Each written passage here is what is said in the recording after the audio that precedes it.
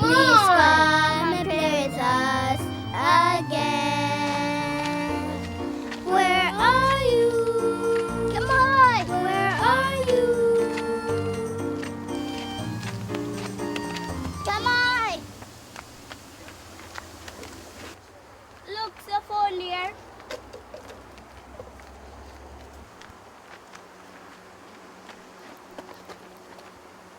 Let me see it. Let me see if no game left on it. You have found the magic phone that will take you to interesting places anywhere you want to go. Can you find Kamai? Yes, I can, but first you will need a special number. To discover the number, you must find these shapes and things around you.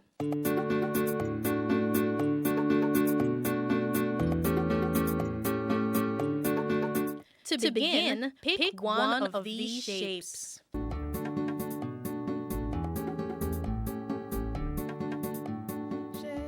To find the shape, just press the numeral 1 and say the magic word, teleport. Teleport! Wicked! Here you'll find shapes of this sort, with 2 sides long and 2 sides short. How many of them you must keep in mind is the first number for you, your friends, to find. Shapes of this kind you will find. Keep a steady count in mind. How many shapes with 2 long sides also come in 1, 2, 3, 4, 5, 6, 7. where for corners bare.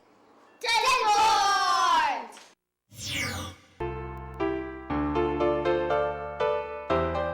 For the second part of your task, pick another shape.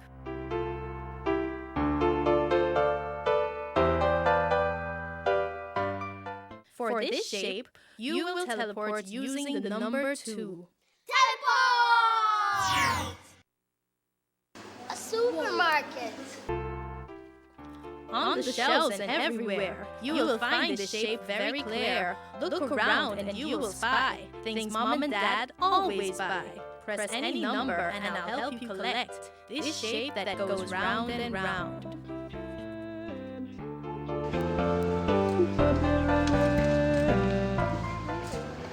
Look, the top of this is round and round.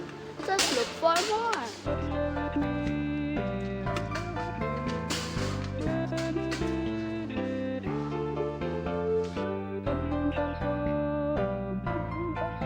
Mommy always buy these biscuits for me.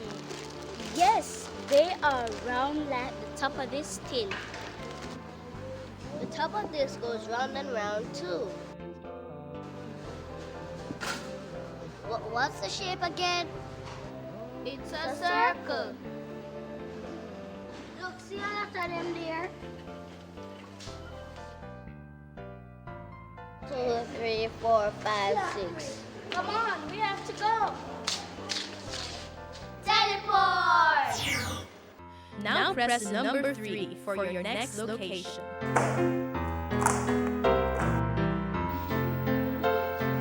Teleport! Where are we? We are in a church. In this place that we go to pray, you will find the shape right in your way. 4 sides equal is the clue. Find them and you will get what's due. Here's a square.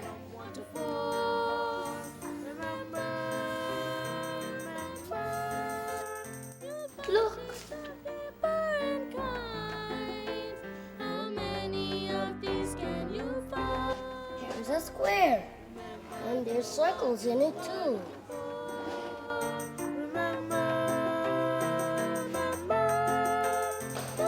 Look, this is a square too.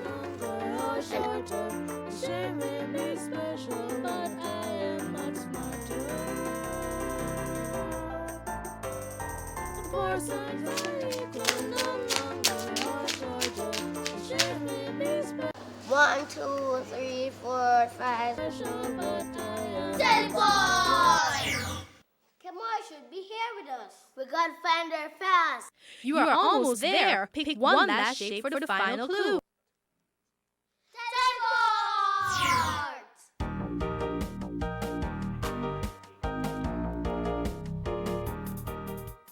Shapes with 3 points and 3 sides. You'll find if you look far and wide. It's not a big number that you need. Find these shapes and you've done the deed.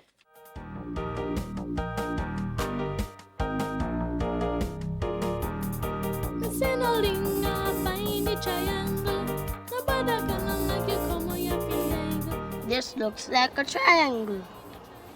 Not quite, because this has 3 edges, but one of them is curved. How sweet and simple, like ABC, like 1, 2, 3. Mr. Triangle, how nice and nimble to have 3 sides on which to ride. To have 3 sides on which to ride.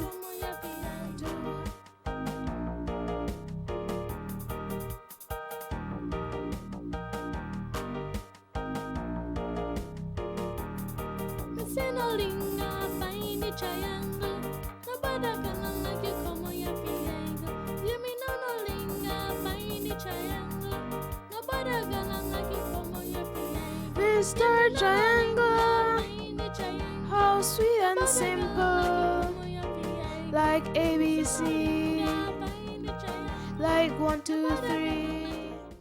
1, 2, 3, 4, 5, 6, 7, 8, 9, 10.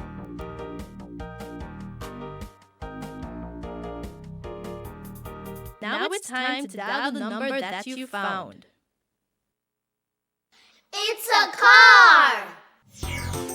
Hop right in, and we'll go straight to Pimoy.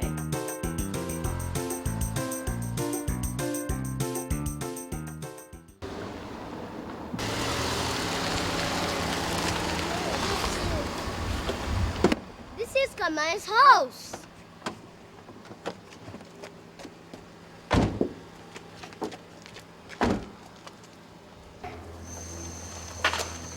Hi guys. Hi. How come you leave us? I don't know. We find a magic phone. I will go to wicked places. Awesome. Home is where you will find shapes of each and every kind.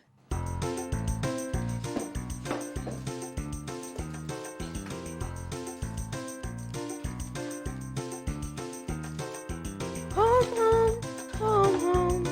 That's where you'll find shapes, shapes. All kind of fine shapes, round shapes, square shapes, rectangular shapes, far shapes, near shapes, triangular shapes, chicken the merry, heart the near. Look all the shapes and wicked out there. Round shapes, square shapes, rectangular shapes, far shapes, near shapes, triangular shapes. Home, home, home, home. That's where you find shapes. All kinds of fine shapes. Chicken the merry, heart the near. Look all the shapes that we got there. Round shapes, square shapes, rectangular shapes, far shapes, near shapes, triangular shapes, round shapes, square shapes, rectangular shapes, far shapes, near shapes, triangular shapes.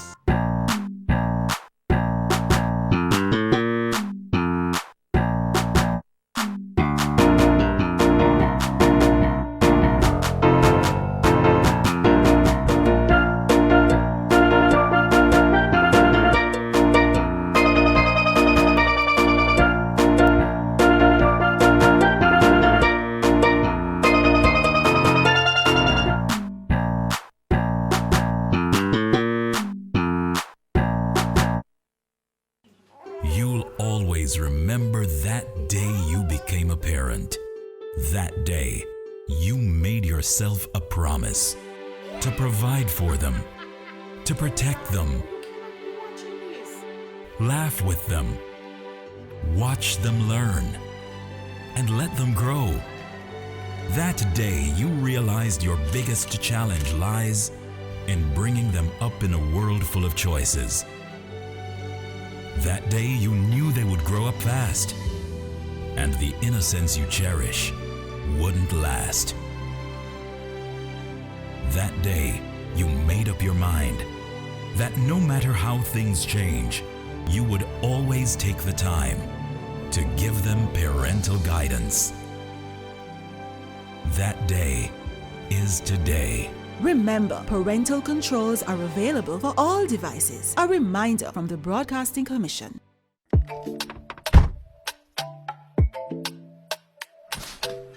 Passenger, a little hand sanitizer for you. Strap in, please. So you're doing the right thing, driver. Minister, it's you? Welcome aboard, man.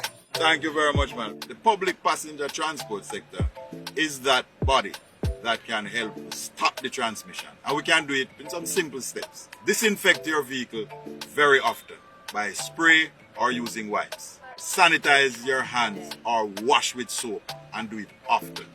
Advise your passengers to cover their mouth and nose if they are coughing or sneezing. Stay away from persons with flu-like symptoms. And if you are sick, stay at home.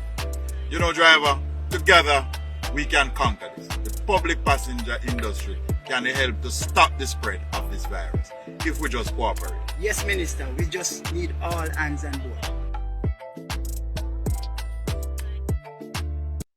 Watch yourself online, that's what my crew say. Make it a new day. A reminder by the Broadcasting Commission. We the BCJ. What if it was your friend in the mix? What if it was your sis in the pics? What if you want a terrorist watch list? What if? Suppose that one. What you do? Don't like, don't comment, don't click. Report it, block it, don't make it stick. Don't trust everybody on the internet. Use it to step up your intellect. So online you have to be safe too.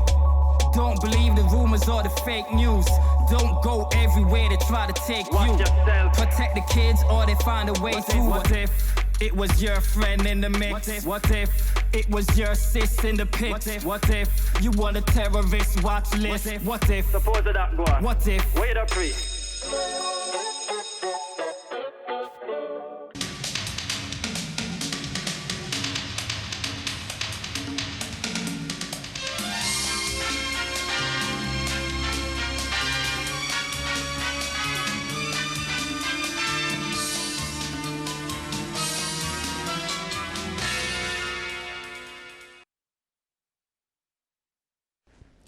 Hello boys and girls, welcome to this another language arts lesson.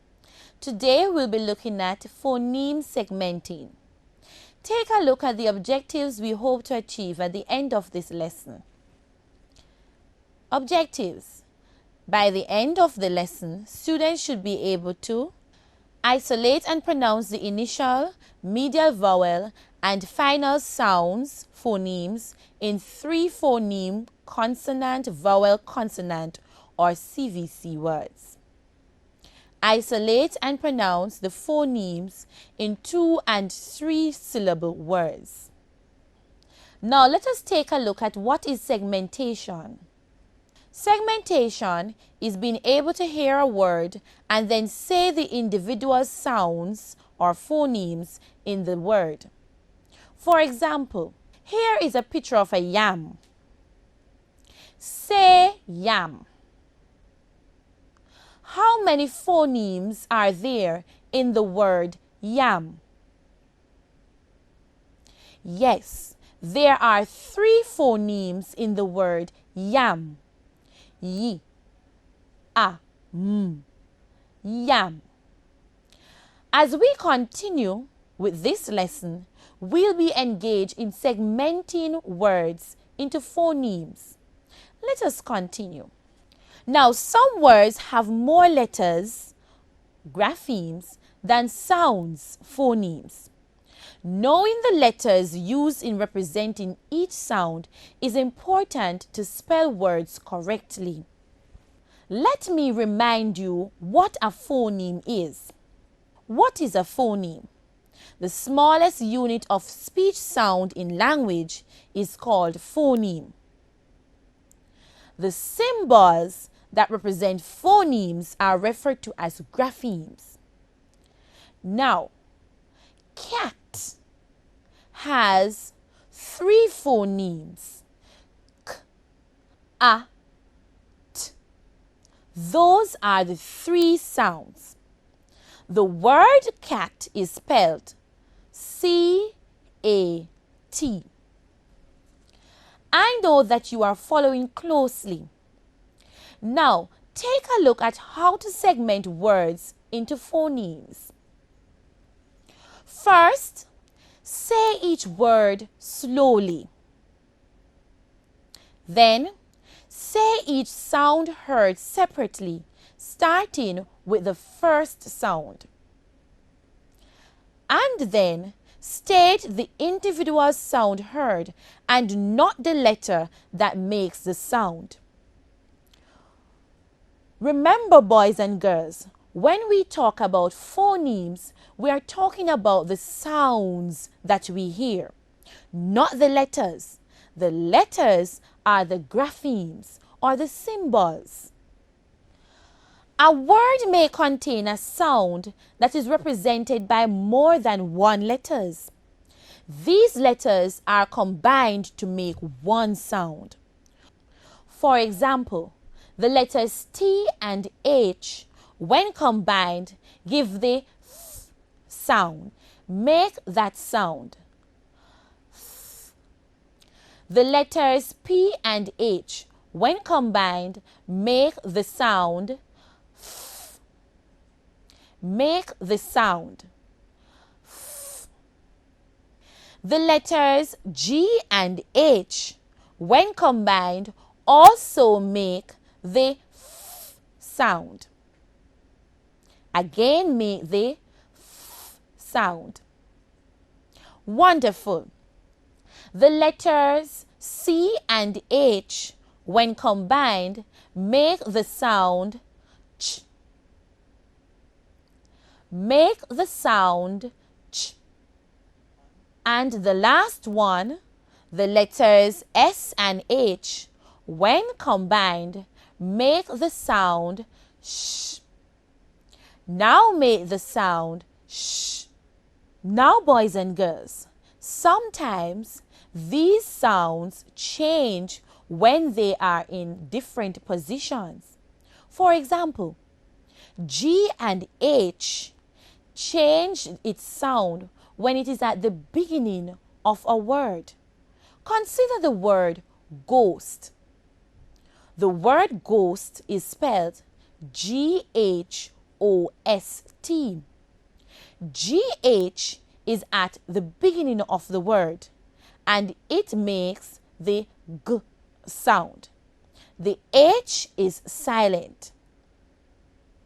Now consider the word enough. GH is at the end of the word and it makes the F sound. There are some words which end with an E. Now this E is referred to as silent E. Words with 1 syllable ending with a silent E has only 1 vowel sound. These words contain more letters than sounds. For example, the word love has 4 letters, L-O-V-E, but 3 sounds, L-O-V. Love. We will practice more of these as we go through our activities. Now, we are going to do a little activity. We are going to either clap or tap to indicate the number of phonemes or sounds there are in a word. Let me do an example. The word those. Now, let me say it slowly. Those. There are 3 sounds. Z, O, Z. You might be wondering, why is it not spelled the correct way? This is because what is on screen is the sound. The word those is spelled THOSE. Remember, I have said that words ending with a silent E tells the first vowel to say its name. So therefore, the vowel O says O. Z, O, Z. There is no E there because it did not make a sound. Let us continue. Now listen to this other word. The word shirt. Again, shirt. Now let us clap to indicate the number of phonemes there are in the word. Sh, t. How many times did we clap? Yes, there are 3 phonemes in the word shirt. Sh, t, shirt. But there are more than 3 letters in that word. The word shirt is spelled SHIRT. Try this one. Chop. Now take a look. There are 3 phonemes in the word chop. Ch, p, chop. By now I know that you are understanding exactly what this is all about. Now try this one. The word is rough. Yes, there are 3 sounds or phonemes in the word rough. R, O, f, rough. But there are 5 letters in the word rough. ROUGH. Remember, boys and girls, that sometimes more than 1 letters will come together to make a sound. You need to pay attention to the sounds that you hear. Consider the word rough again. R for R. OU, when put together, make the sound O. GH at the end of the word make the F sound. Okay, boys and girls, you would need to practice to become fluent at these things. In your reader, the story Rain Soup by Hazel D. Campbell is what we are going to be using for this activity. Take a look at the words that are on the first page. You'll notice that some of the words are CVC words. Remember, CVC stands for consonant, vowel, consonant. Now, how do we segment CVC words? Consonant, vowel, consonant words are made up of only 3 letters. These words all have 3 phonemes. To segment these words, say aloud each word slowly, then state the 3 sounds heard, beginning with the first phoneme. Now, look at these 4 words. The words are was, big, for, and can. They all have 3 letters, and they are all made up of 3 sounds. The word was has 3 sounds. W, a, z, was. The word big has 3 sounds. B, I, g. The word for has 3 sounds. F, o, r, for. And the word can also has 3 sounds. K, a, n. Now let's take a look at those words with silent E at the end. Here is a list of words taken from the story.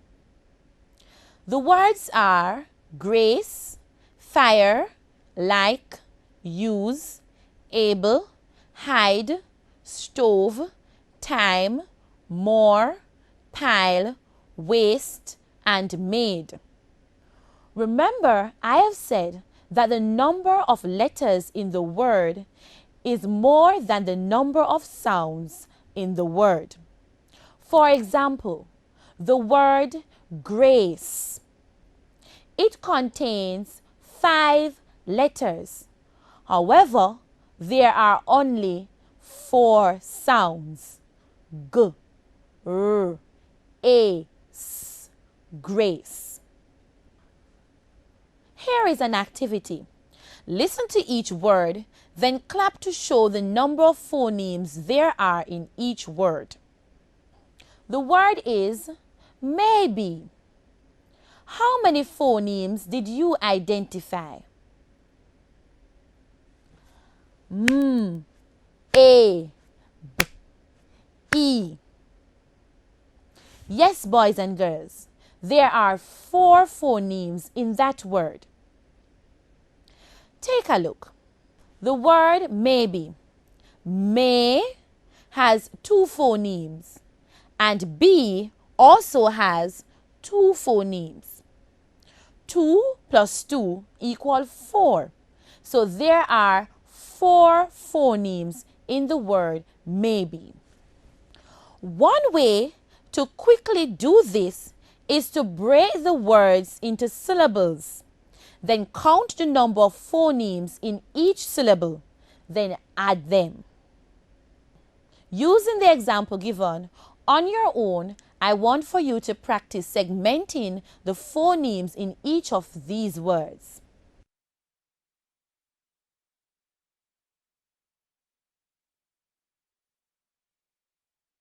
Now you might be wondering what to do when you've encountered words with more than 2 syllables.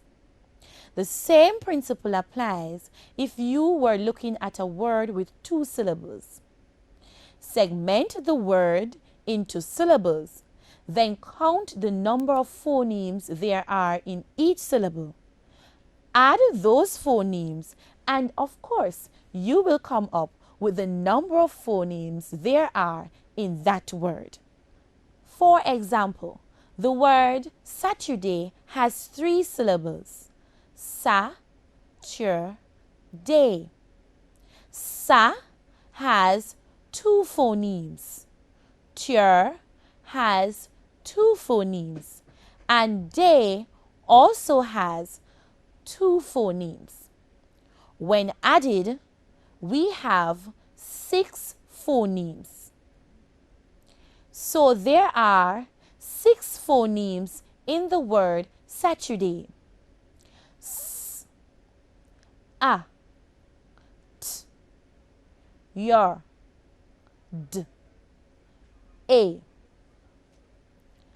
Now, on your own or with a pair, see how best you can segment these words into phonemes.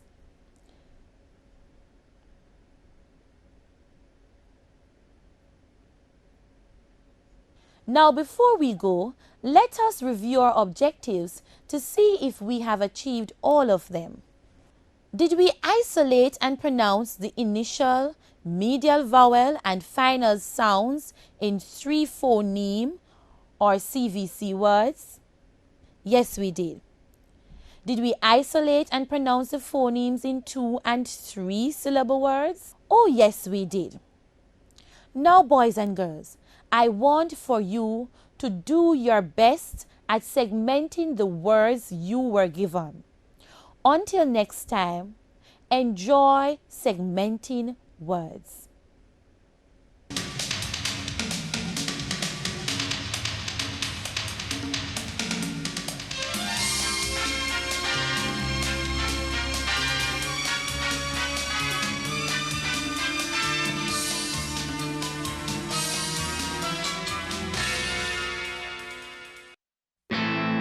It's a new day. our responsibility to protect our children from harmful TV and radio content. A and X are no-nos. PG is maybe. G is good to go. Protect your children and report offensive broadcast content. A message from the Broadcasting Commission. Make it a new day, yeah. I must be the proudest Jamaican ever. And I am proud because I believe, I know that Jamaica is the nicest place on this earth. This beautiful country. Just live in peace and harmony. Walk and talk with your neighbor. Tell them morning and don't feel like say, of course we are cuss them. I would love for it to be the Jamaica that I think is the best place on earth. Come make we create a safer Jamaica. A message from the Ministry of National Security.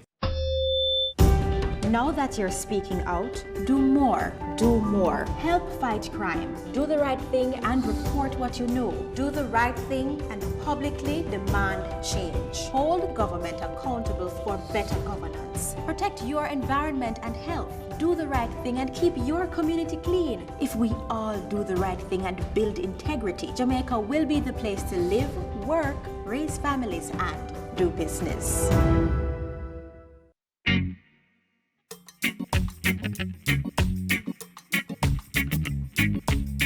Starting January 1, 2019, scandal bags and other plastic bags measuring 24 inches by 24 inches and smaller are banned in Jamaica.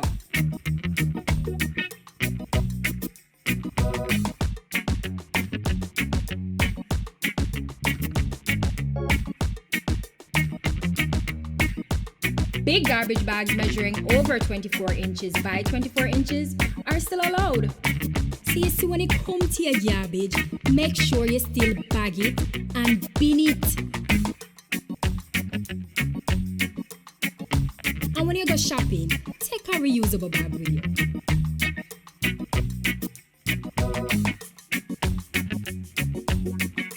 Dirty of Jamaica. Brought to you by the Tourism Enhancement Fund and Wisynco.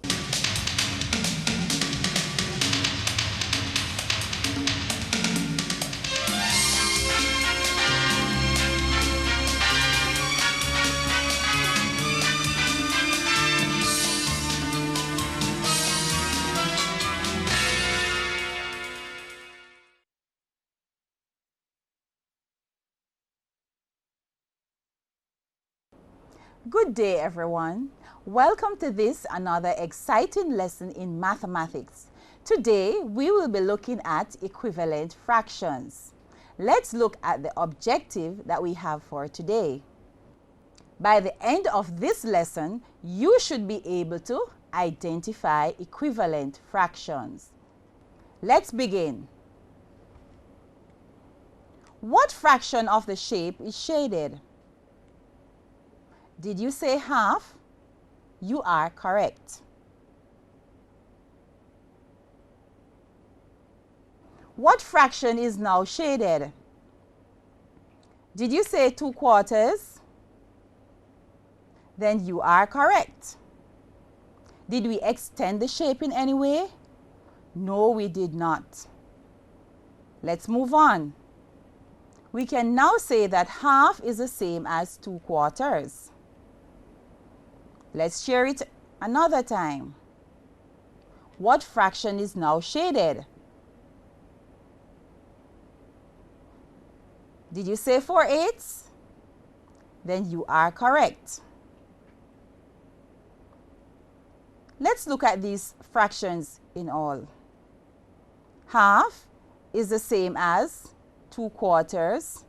2/4 is the same as 4/8. Now let's look at another example. What fraction of the rectangle is shaded here? 1/3. Very good. Now if we share it into two equal parts again, what fraction is now shaded? 2/6. Very good. Let's continue to share it again.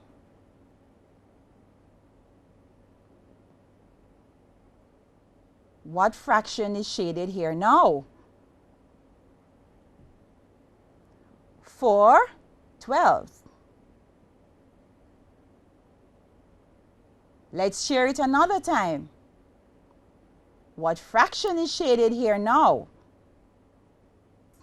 8/24. What do you notice about these fractions? These fractions are equivalent fractions. They are equivalent fractions because they are equal to the same amount. Now, I want you to pay attention to the denominators on these fractions. What do you notice? The denominators we have here are 3, 6, 12, and 24. What do you notice about those? They're all multiples of 3. 3 times 2 is equal to 6. 3 times 4 is equal to 12. 3 times 8 is equal to 24. Now let's look at the fraction chart. On the chart, you'll notice it begins with 1 whole. We have fractions of half, thirds, quarters, fifths, sixths, eighths, tenths, and twelfths. Now we're going to use this chart to identify equivalent fractions. Equivalent fractions are fractions that are equal because they represent the same. Let's find fractions that are equivalent to 3/4. Look closely at the chart.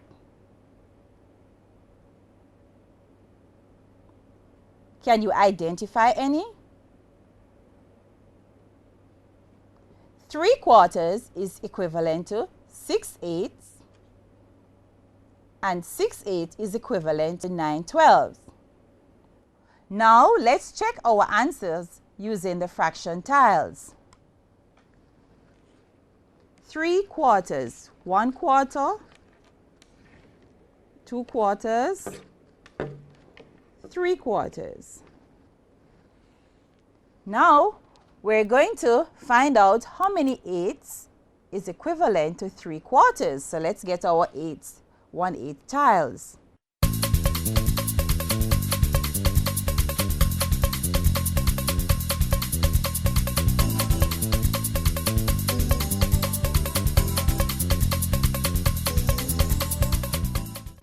If you notice, we have 6 1/8 tiles there, fitting exactly over or beside the 3/4. Therefore, 3/4 is equivalent to 6/8. Let's now find out how many 12s would be equivalent to 3/4.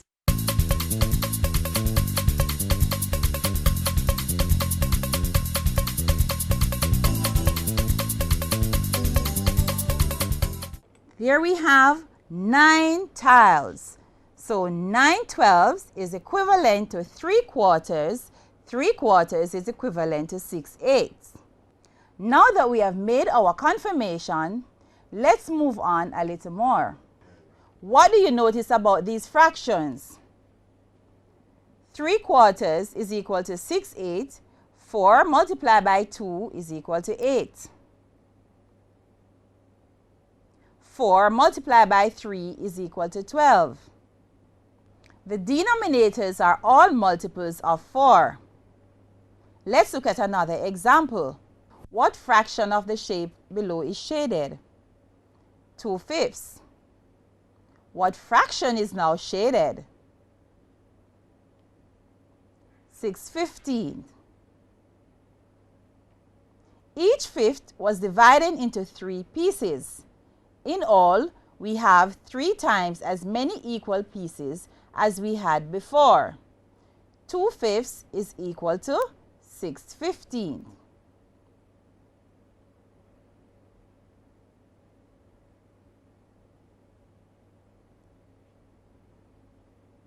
Can you try this one? 3/4 is equal to how many 20ths?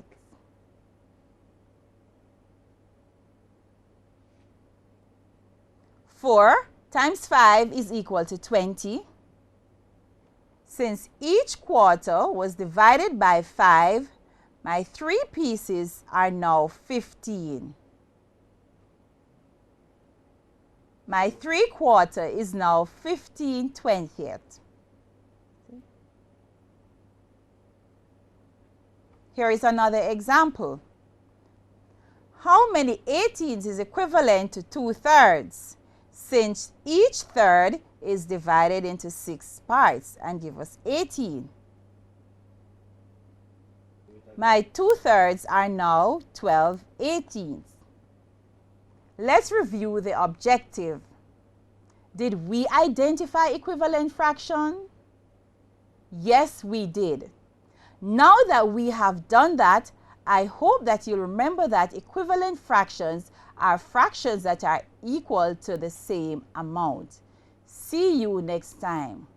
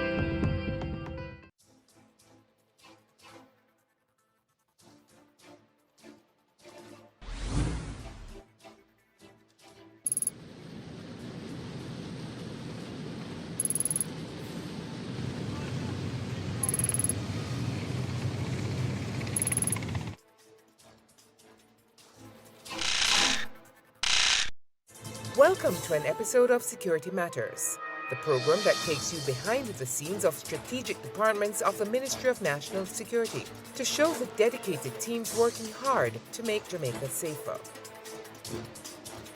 Commander Antoinette Weems-Gorman speaks to some of the challenges faced in protecting our vast maritime space. We are trained and equipped to deal with the threats that evolve in the maritime space. As an island state, we do have a very large maritime jurisdiction. We do have the responsibility to enforce maritime law enforcement. We do maritime safety roles, which include search and rescue. Each year we rescue between 250 to 300 fishers or persons in distress at sea. The commander explains how the Jamaica Defense Force is working to stem the active gun for drugs trade between Jamaica and countries such as Haiti. Jamaica lies in a very strategic location for good and bad reasons, being that we're in the middle of the consuming and the producing countries for certain narcotics. This is the Caribbean Military Maritime Training Center's Naval Bridge Simulator. It's the most advanced unit in the Caribbean at the moment. In here, we train ourselves from the entire Caribbean region. The simulator here, we actually have running our own ship model of the HMJS Surrey.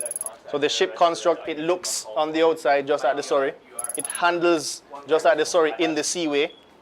So the training of the seamanship evolutions will be as per in the real world. We can train our candidates here not only in local ports, but all the international ports in the world. The shipwright agreement that allows us to interact with or do joint operations with our international partners to conduct law enforcement. The JDF Coast Guard is strategically located around the island. So we have 5 outstations. We actually operate one from Pedro Keys, which is about 70 miles offshore. And we are not doing this alone. The Coast Guard is a part of the Jamaica Defence Force. And so we do have the support of the other elements of the force, which includes primarily the air wing, but in some instances, other parts of the force as well. We now upgraded to 2 DA-40 and 2 DA-42, which we use to train pilots from several countries, such as Guatemala and Chile, just to name a few. This is the CMMTC firearm training simulator. What we'll be doing now is doing a grouping practice. The candidates on the line will be firing at the targets to their front. This Megate firearm training simulator is the most advanced within the region. It operates over Bluetooth, which allows much more flexibility within the training regime. In the Department of Aircraft Technician Training, we offer courses in performance, orientation, electronics training, and this is a precursor to the avionics trade, airframe and engine training, avionics, aircraft maintenance management, and aircraft structural repair. This is the aircraft maintenance training hangar. It is a replica of the rail maintenance workshop. Inside here now we have the aircraft structural repair course, consisting of 6 locals and 4 international students, 2 from Belize Defence Force and 2 from the Trinidad and Tobago Defence Force. We disassemble, inspect and repair aircraft in this hangar. I'm Las Capra Mendez from the Belize Defence Force. I'm doing a structural repair course here at Jamaica. The course lasts for 16 weeks and we're here with my colleagues doing the practical phase. Here at the Caribbean Military Aviation School, we have the DA-42 flight training device. It's a level 5 simulator. We use it for flight training on our multi-engine course. We also use it for the instrument phase of our primary flying training. This gives us the ability to allow students being trained here at the school to fly to various airports all across the region. The Jamaica Defence Force is working hard behind the scenes and on the front lines, employing state-of-the-art technology and world-class training to ensure that our borders are protected from the land, sea, and air. Because security matters.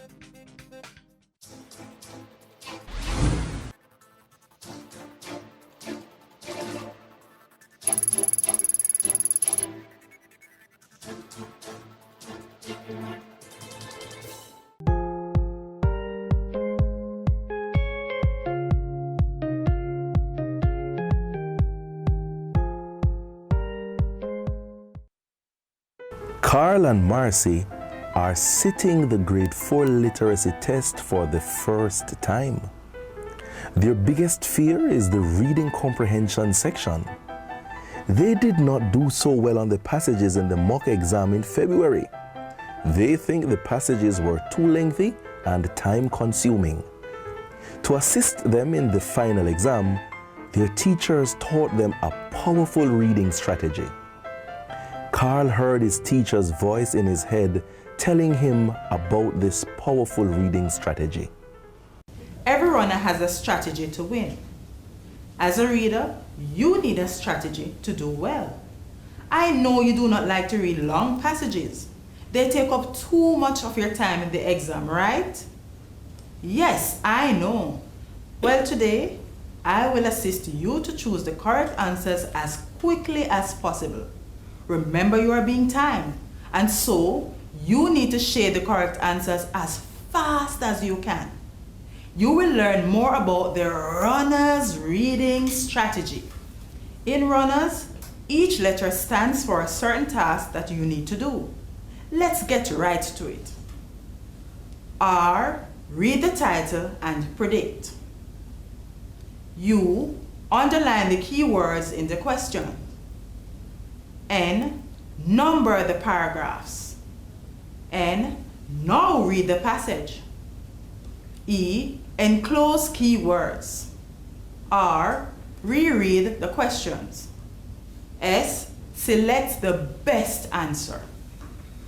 RUNNERS racing towards reading success. RUNNERS racing towards reading success. RUNNERS racing towards reading success.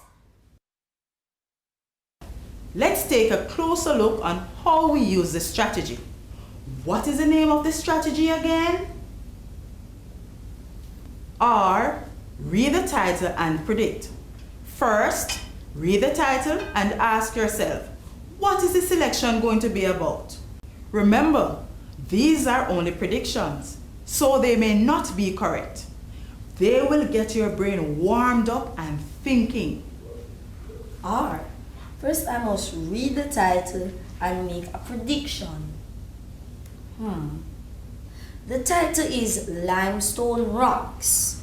Maybe I will learn how limestone rocks are formed. You underline the keywords in the questions and look out for the 5 W's and H. Who, what, when, where, why, and how. Also, underline important names, dates, and parts of the question. If a word is already in bold, it is not necessary to underline it, since it is already telling us how important the word is. You underline keywords in the question. I am now going to read the questions before I read the passage. This will help me read the passage with a purpose. Oh yes! These will help me to know what the questions are really asking. Now let me read the questions and underline the keywords. Number 1. How are spaces in limestone rocks formed? The keyword is how. There are other keywords. Spaces, limestone rocks formed. Let me underline them. So while I am reading, I need to pay attention to how the spaces in limestone rocks are formed. Number 2. What word could replace the word gigantic in the passage? The key word is what. Other keywords in the question are replace, gigantic. I must pay attention to the word gigantic.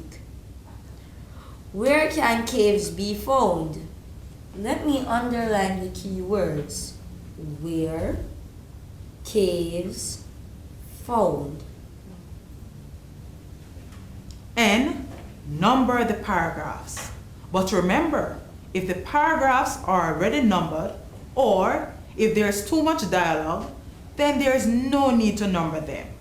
Oh, N. Number the paragraphs.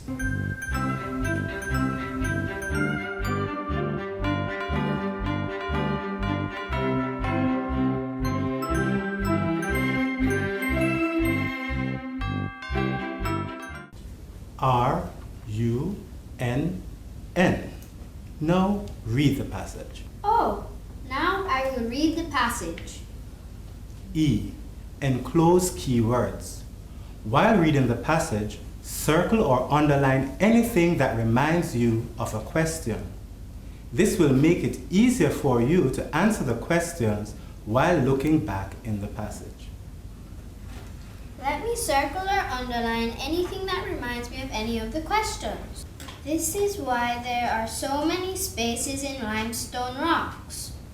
This sentence reminds me of a question. Let me enclose it. R. Reread the question, this time with a focus on the important words or phrases that were underlined or circled. And S. Remember, select the best answer. Show proof in the passage where the answer is found. Question 1. How are spaces in limestone rocks formed? The answer must be one of these. I must choose my answer carefully to make sure that I am choosing the correct answer and not the trickster. How are limestone rocks formed? Is it C, by the breaking up of the rocks, or D, by the rainwater that flows through the rocks? Aha! This is the answer. D, by the rainwater that flows through the rocks. Let me check back in the passage. Question 2. What word could replace the word gigantic? Let me see. Little, tiny. Well, those both mean small, so the answer must be big. Question 3. Where can caves be found? Oh, that's easy. The answer is on hillsides. It says so right here in the passage. Remember, runners, on your marks, get set, go!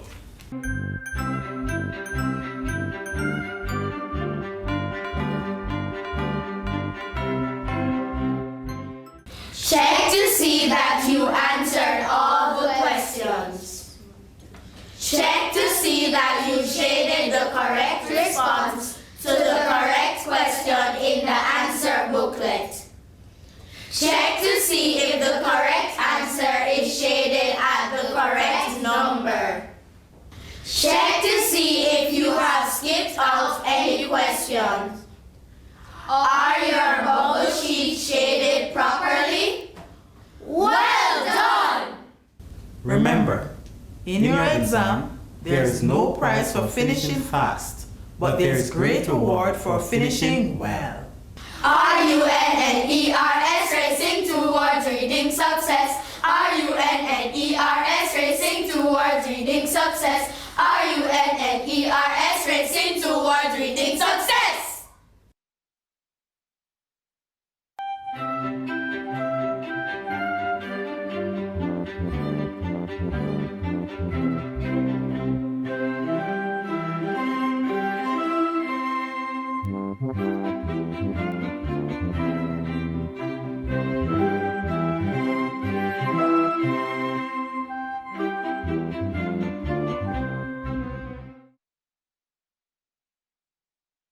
We tend to see the smudge on someone else's mirror and forget the crack in ours. Start by fixing yourself first. Educate yourself.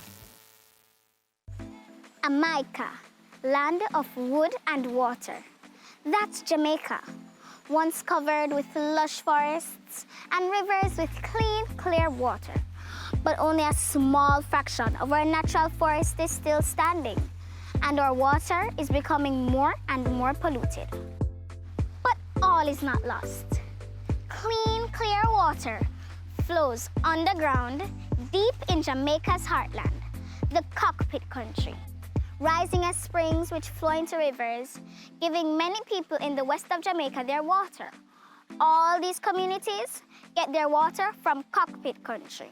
And all that water under Cockpit Country is covered and protected by Jamaica's largest remaining natural forest. Living in this fantastic forest are so many plants and animals. Many of them are found nowhere else in the world. Living around the forest are people. Cockpit Country gives farming communities clean water and fertile soil to grow a lot of the food Jamaica eats. Cockpit Country is where the Maroons fought the British and won. It's a symbol of resistance and triumph. Cockpit Country is water. Cockpit Country is people. Cockpit Country is Jamaica's heartland. We must protect it.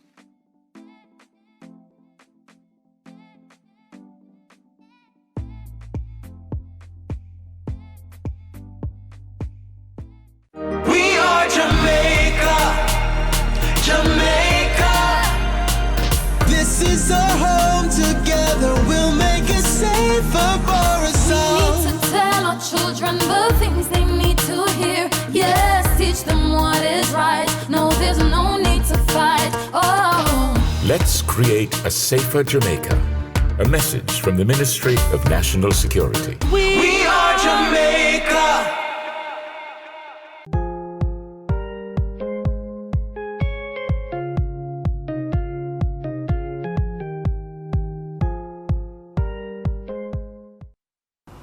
The day of the Grade 4 literacy test, Kristen expresses how worried she is that she will forget how to write the letter required of her by the test. The teacher suggests that Kristen take him along to the exam. Kristen wants to know if that would be possible, but the teacher assures her that he will be right there with her in her head, reminding her of what to do. The day of the exam, Kristen is sitting in the exam room. Paper is open in front of her. She is contemplating how to approach a writing task and remembers her teacher's promise. Don't worry, Kristen. I'll be there in your head tomorrow on the day of the exam. But you're not allowed to come into the room. That would be cheating. And remember, you always told us never to cheat. Don't worry. I don't have to come into the room to be in the exam. I'll be there in your head. Just call my name 3 times and I'll be there. Promise? I promise. Teacher, teacher, teacher! Before you begin to write, read the prompt and answer these 4 questions. To whom am I writing? Who am I to this person? How must this letter end? What is the purpose of writing this letter? The answers are in the prompt, but you must know where to look. All you boys and girls at home, help me to help her to pass this exam. Tell her what to do. Read the prompt and answer the questions, Kristen. Read the prompt and answer the questions. Okay. Your school is trying to decide which teacher to choose for a Best Teacher Award. Write a letter to your principal naming the teacher of your choice. In the letter, tell 3 reasons why this teacher should get the award. To who must I write this letter? It says write a letter to your principal. I must write to the principal. But who am I to the principal? I have to answer that out of my head. I know! I am his student! So the letter must end, your student, Kristen. Last question. Why am I writing this letter? Write a letter to your principal naming the teacher of your choice. In the letter, tell 3 reasons why this teacher should get the award. This question is just so hard. She must look for the verbs. Tell her what to do. Circle the verbs! Circle the verbs! Yes! I must look for the verbs. Naming the teacher of your choice. In the letter, tell 3 reasons why this teacher should get the award. Now I know why I'm writing this letter. I must name the teacher of my choice, and I must also tell 3 reasons why I am choosing this teacher. Yay! Well done, Kristen. Well done, boys and girls at home. Thank you for helping me to help her to pass this exam, but we're not done yet. Kristen just found out that she must write a letter to her principal. The letter must end your student, Kristen, and there are 2 purposes for writing the letter. Do you remember the 2 purposes? To tell the purpose, read the prompt and ask yourself this question. Why am I writing this letter? Read the prompt and answer the questions. Why must Kristen write this letter? Read the prompt and answer the question. To name the teacher of her choice for the Best Teacher Award and to give 3 reasons why she named that person. Well done! We've just helped Kristen to find the purposes for writing the letter, why she must write the letter. Let's see if she needs more help. I have my address, my date, 21 Gordon Avenue, Spanish Town, P.O., St. Catherine, June 30th, 2015. I have my greetings, dear Mr. Jones. Now I must write my purpose statement. I must write a sentence that names the teacher of my choice for the Best Teacher Award. Then I must write a sentence that shows I'm about to give 3 reasons for naming that teacher. I can begin by saying, I think, or I believe, I want, or I have made my decision. Which one must she choose? I believe, I have made my decision. Can you think of any other way she might begin? I know. She can write, "Here are my reasons." Let's help her choose. But please know that she might choose the one that's easiest for her. I know which one I'll choose. I think Mr. Jackson should get the Best Teacher Award. Yes! Oh, that's the one I thought you would have chosen. Was that the one you chose? Yes! Now I must write a sentence that shows I'm about to give 3 reasons for choosing Mr. Jackson. I know what I'll say. Here are 3 reasons why I think Mr. Jackson should get the Best Teacher Award. I think Mr. Jackson should get the Best Teacher Award. Here are 3 reasons why I think he should get the Best Teacher Award. I have written 2 sentences that state my purpose for writing this letter. I have named the person I think should get the Best Teacher Award, Mr. Jackson. I have shown that I'm going to give 3 reasons for choosing him. Now I must give the 3 reasons. I cannot tell my reasons all in one. I have to tell them one at a time. I will write 3 sentences, 1 for each reason. How do I begin my first sentence? Call the teacher. Teacher, teacher, teacher. What's the problem? Kristen is going to write 3 sentences to give 3 reasons for choosing Mr. Jackson for the Best Teacher Award. But she wants to know how to start her first sentence. Can you help her? Do you know how she might start her first sentence? She can use the word first since it's her first reason. She can say, "My first reason is..." Very good. Any other suggestions?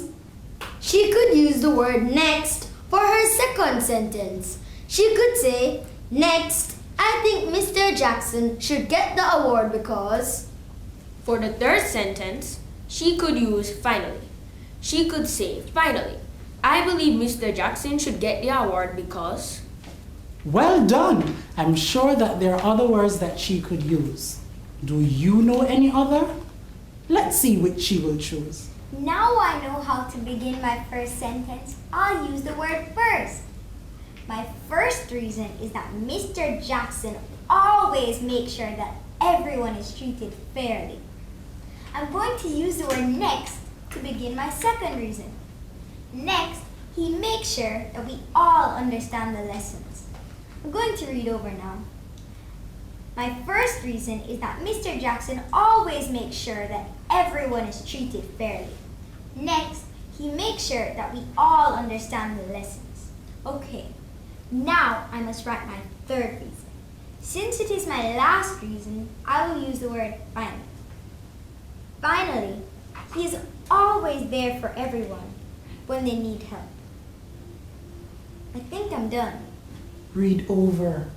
Let me read over to see if it sounds like I'm done talking. Dear Mr. Jones, I think Mr. Jackson should get the Best Teacher Award. Here are 3 reasons why I think he should get the award. My first reason is that Mr. Jackson always makes sure that everyone is treated fairly. Next, he makes sure that we all understand the lessons. Finally, he is always there for everyone when they need help. I must write a final sentence to let the principal know how much I want Mr. Jackson to get this award. How do I say this? Call the teacher. Teacher, teacher, teacher. Is the test over yet? Kristen wants to know how to write a sentence that tells that she really, really wants Mr. Jackson to get the award. How can she begin? Let me think. If you really want something, then one way is to say, you really want it. She could begin by saying, these are the reasons, or that's why, or please, can you think of any other ways? Let's see what she will do. I know what I'll write to show Mr. Jones that I really want Mr. Jackson to get the award. That's why I want Mr. Jackson to be awarded Best Teacher. Please give him the award. Let me see if it sounds like I really want Mr. Jackson to get the award. That's why I want Mr. Jackson to be awarded Best Teacher. Please give him the award. I'm going to put the word really right here so it can sound like I really want Mr. Jackson to get the award. That's why I really want Mr. Jackson to be awarded Best Teacher. Please give him the award. Let me read over everything and check if I have all the parts. Did she get all the parts of the letter? Which part's missing? The closing and signature. That's right! She has no closing or signature. Let's remind her. Write the closing and signature, Kristen. Write the closing and signature. Oh, I forgot to write the closing and signature. How do I close this letter? I answered that question already. I'm writing to my principal, so I'm your student, Kristen Young. Yay! Is she done yet? She should read over and check for punctuations, capital letters, and full stops. Read over, Kristen. Let me check for capital letters and full stops. Did I use a capital letter to write the names of the people in my letter? Did I use capital letters to begin each sentence? Did I use capital letters to begin the first letter of the name of the award? Did I put a full stop at the end of each sentence? What else must I check for? Great job, Kristen. But remember to check for spelling. Students, when writing your letters, remember these tips.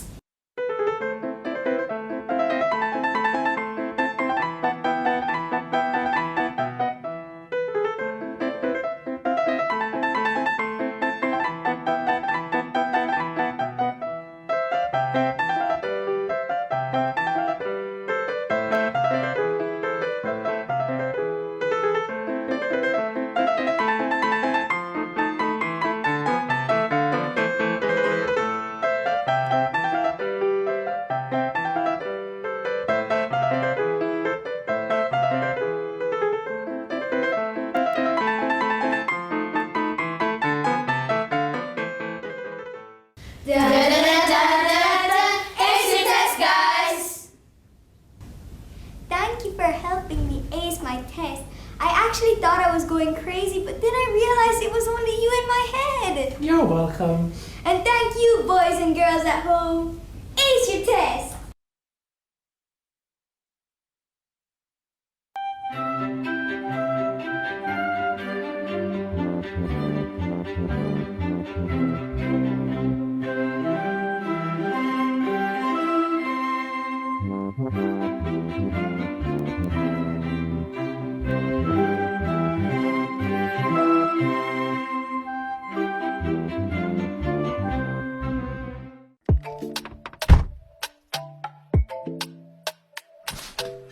Passenger, a little hand sanitizer for you.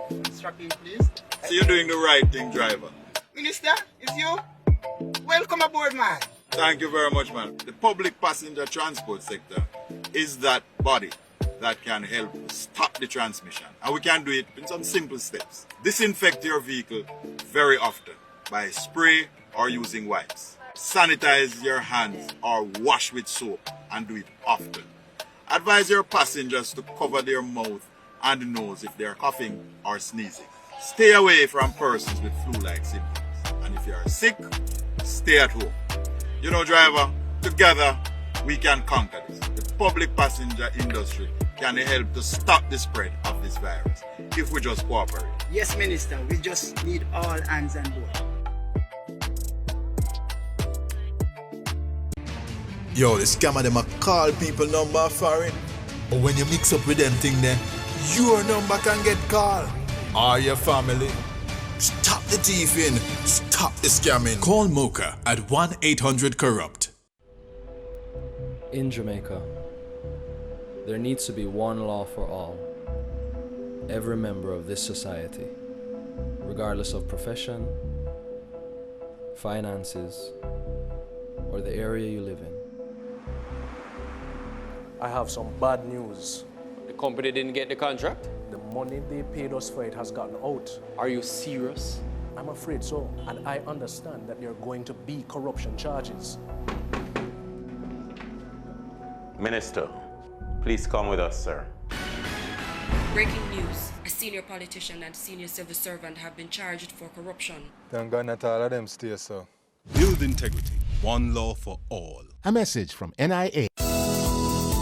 Reduce your risk of viral illnesses like the flu and coronavirus. Wash your hands frequently with soap and water.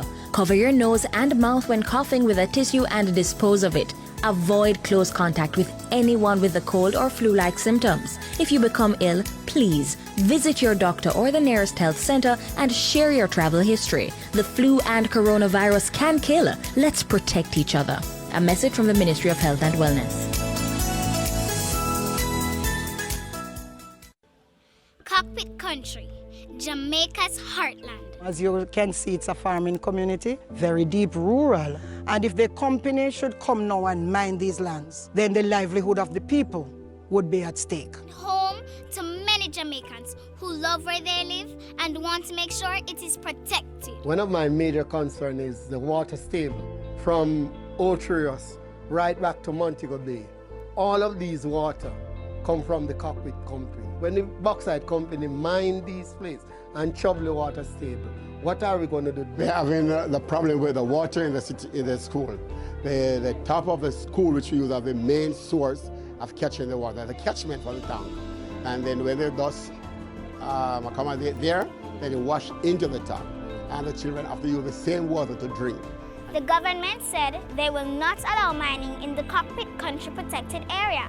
But that doesn't protect the areas that lie just beside it. So just because you're outside of the protected area boundary doesn't mean that you're not still a part of Cockpit Country. It's still connected above ground and below ground. That means anything we do very close to the boundary, like mining, can still hurt what lies in the protected area. Find out how you can take action to protect Cockpit Country by logging on to www.savecockpitcountry.org.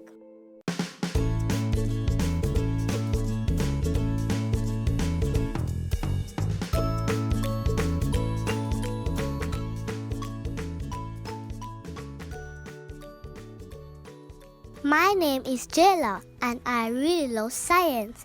It is so cool. In fact, I want to become a microbiologist someday, like Jamaican scientist Louis Grant. Ooh! Did you know in the 1960s he discovered that it was the Aedes aegypti mosquito that was spreading the dengue virus in Jamaica?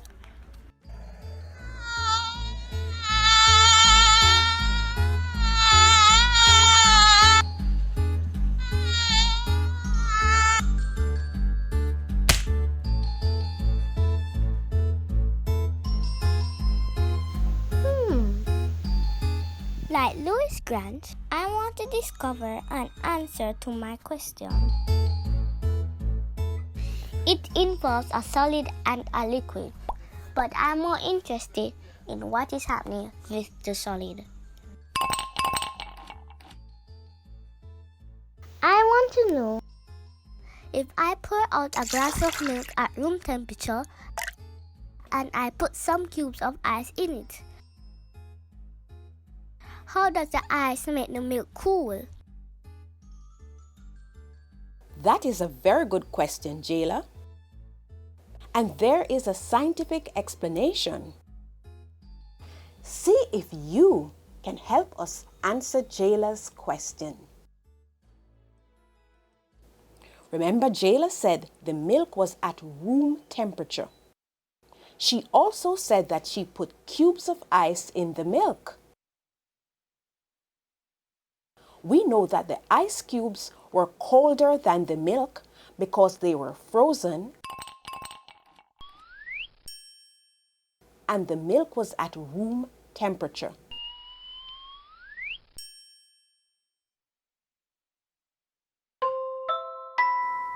How did the ice in the milk cause the milk to become cool? The answer has to do with the movement of heat. Heat moves from a place of higher temperature to a place of lower temperature. So heat moved from the milk, the higher temperature, to the ice, the lower temperature. As the heat moved from the milk to the ice, the milk became cool. In fact, this scientific process is called cooling. So now the temperature of the milk was lower than it was before. Ooh. So you see, there is a scientific explanation to many things in your daily life. What question do you have today? Join us next time on Everyday Science, where we will explore more questions. And remember, science is fun!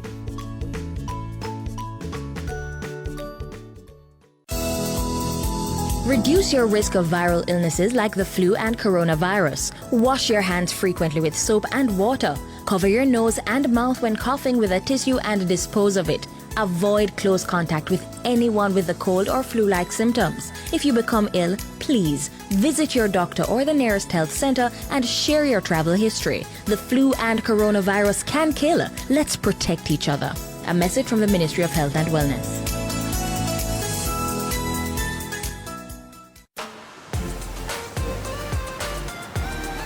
Hello world, my name is Darianne. Journey with me inside the lives of some incredible people as we find out some of the life experiences that shaped them and made them into who they are. Inside their journey with Darianne. Coming soon to PBCJ.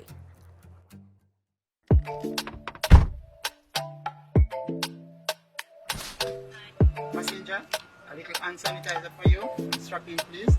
So you're doing the right thing, driver. Minister, it's you? Welcome aboard, man. Thank you very much, man. The public passenger transport sector is that body that can help stop the transmission. And we can do it in some simple steps. Disinfect your vehicle very often by spray or using wipes. Sanitize your hands or wash with soap and do it often. Advise your passengers to cover their mouth and nose if they are coughing or sneezing. Stay away from persons with flu-like symptoms. And if you are sick, stay at home.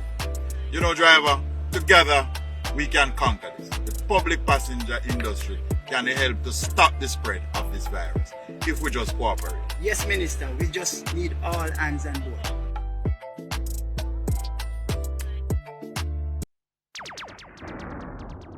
Warning, warning, warning, warning, warning. To the world! Warning, warning, warning. Climate change is happening. We got to do something, no doubt. To the world, we're calling out. Hey. See the signs, they all reveal that global climate change is real. It's not a matter of when or how. Climate change is happening.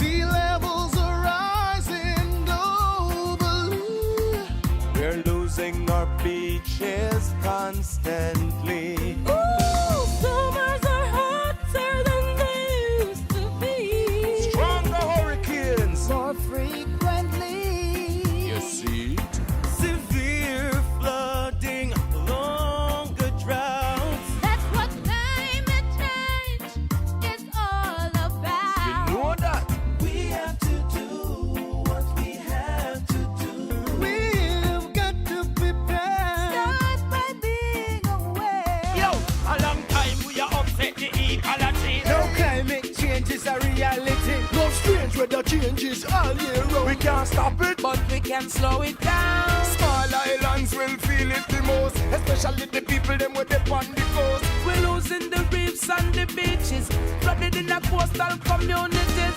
See the signs, they all reveal. This is what I say. That global climate change is real. I warn you. It's not a matter of when or how.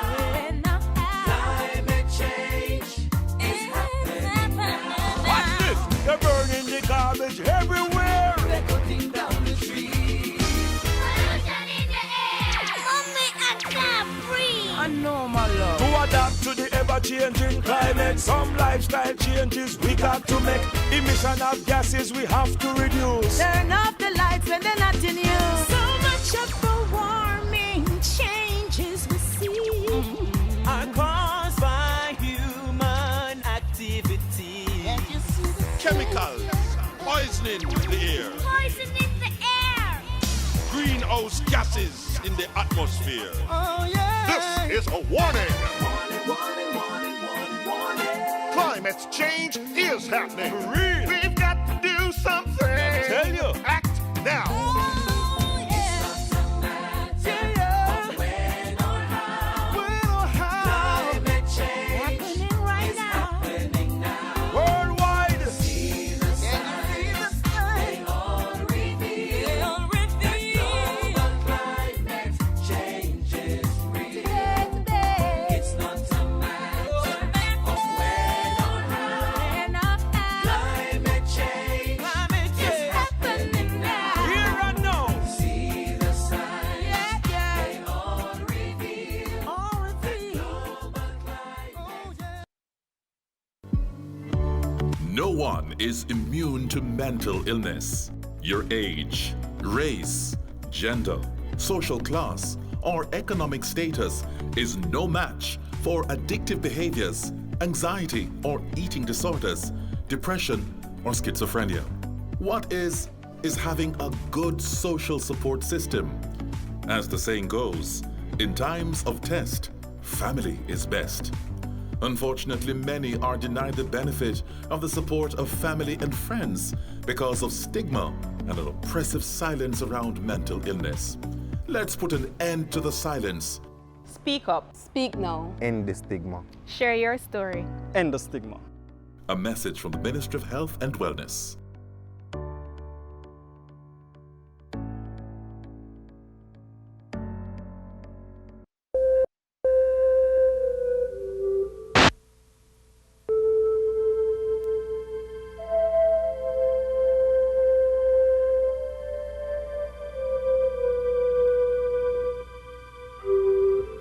It is the purest, wildest stretch of land and ice and water in North America.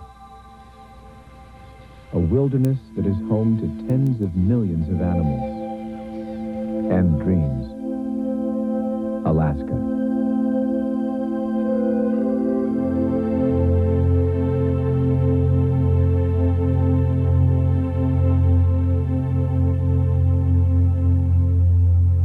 You just do not know what's there until you drill it.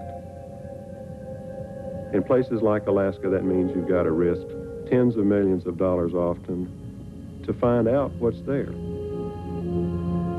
With every one of those wells, every one that goes down, there is the possibility of finding the gold at the end of the rainbow. I love it.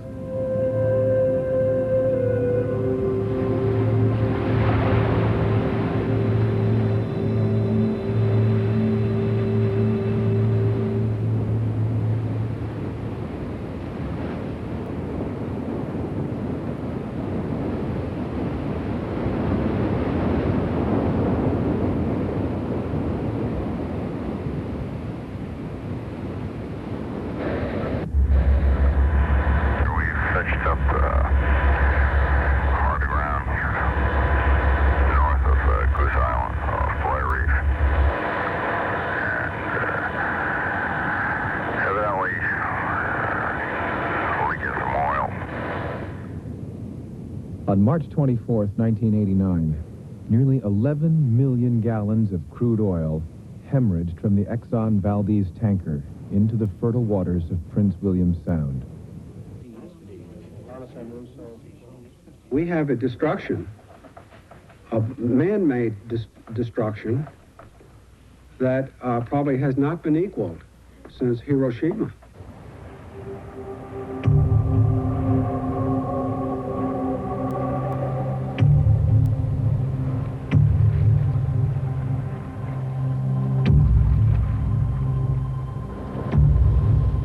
For Alaskans, this disaster was their worst nightmare.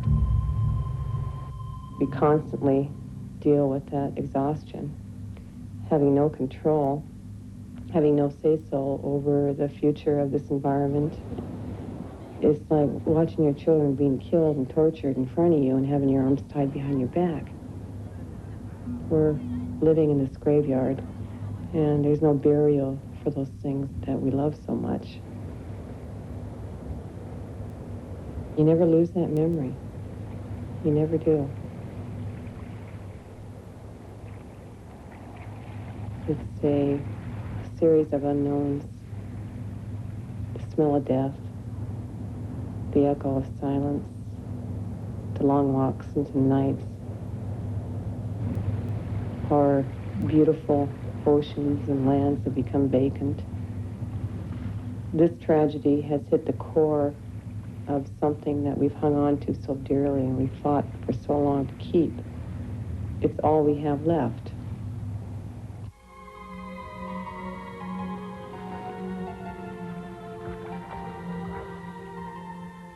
For 14 hours, the Exxon Corporation remained a sleeping giant. Virtually nothing was done to contain the oil. Exxon stockholders meet in New York. Will you resign? And if not, why not?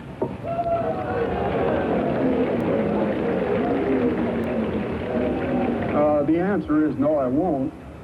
And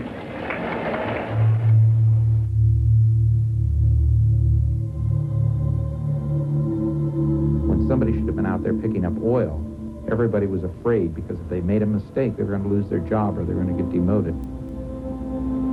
Whether or not the companies are trying to cover up anything, I really don't know. If they did it well, I wouldn't know that they did it.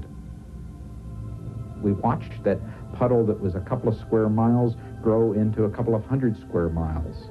We watched it when it wasn't on anybody's beach until it was on more beaches than anyone in their wildest imagination thought it could be on. And there was nothing being done to try to clean it up.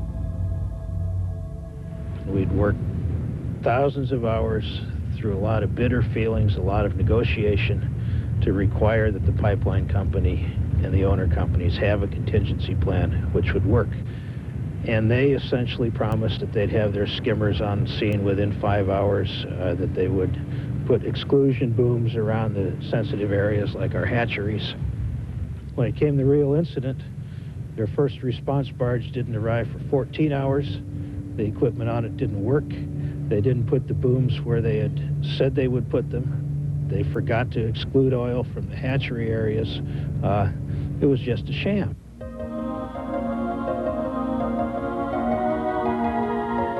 Thousands of miles of beach were doused with toxic crude, eventually covering the same distance as from Maine to Florida.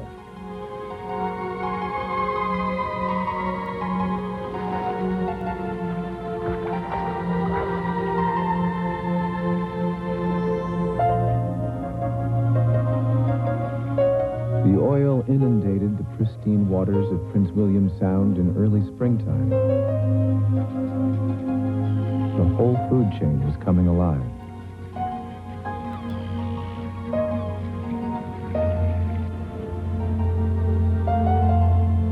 A government spokesman projected that 25% of the local phytoplankton, the basis for most life in the seas, would be destroyed. It was the time of year when thousands of seals and sea lions were pupping. The newborns were due during the first week in May.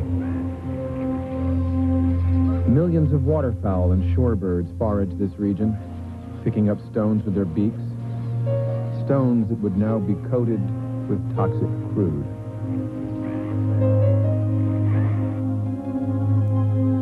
Out in the rivers, coves, and fisheries, millions of salmon fry and halibut were stirring from their gravel beds.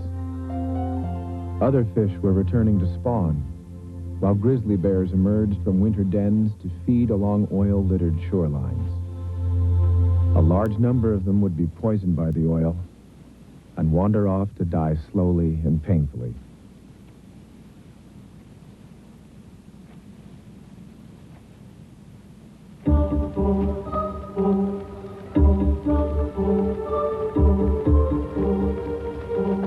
The oil wreaked unprecedented carnage.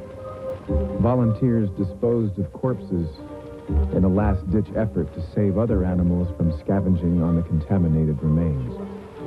This is a female. It is, okay. Yeah. Okay, this is the one today. The one yesterday was on the boat. There's a pup right next to it. Yeah. Just go ahead and pick them up, both.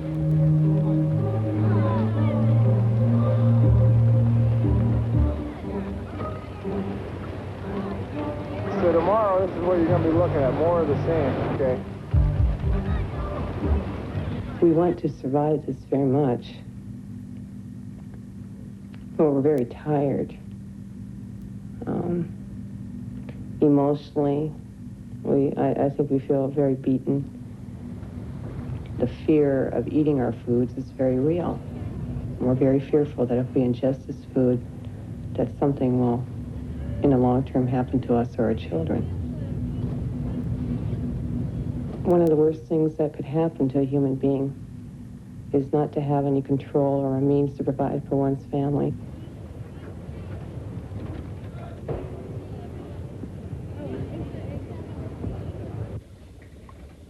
Crude oil contains several dangerous compounds, including benzene and ethylbenzene. These toxins have a high kill rate, and in cold environments are extraordinarily persistent. The poisons do not go away. In humans, oil can cause cancer, as well as damaging the nervous system, the liver, the kidneys, and the reproductive organs. Over 1,000 otters were killed in the first few weeks of the spill. Their fur would lose its insulation, and through ingestion, the poisonous oil would destroy their eyes, lungs, stomachs, and brains. Their livers crumbled like cereal in the hands of the veterinarians and volunteers who tried to save them.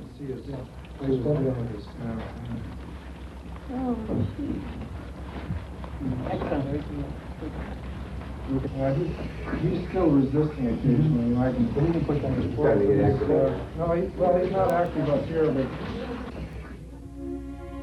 As the animal death toll mounted every day, a vigil was held in Anchorage.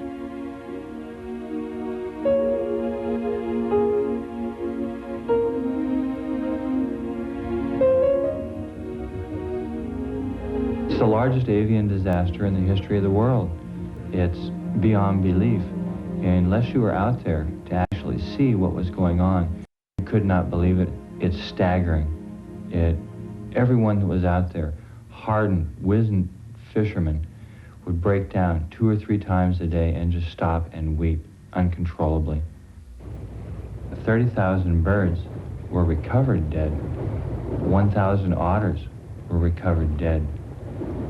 This body count in no way quantifies the actual mortality.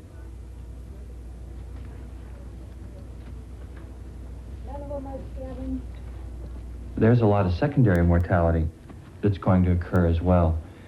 A small amount of oil on a bird's breast, 1 drop, will transmigrate through the eggshell and destroy the membrane, and there will be no baby birds.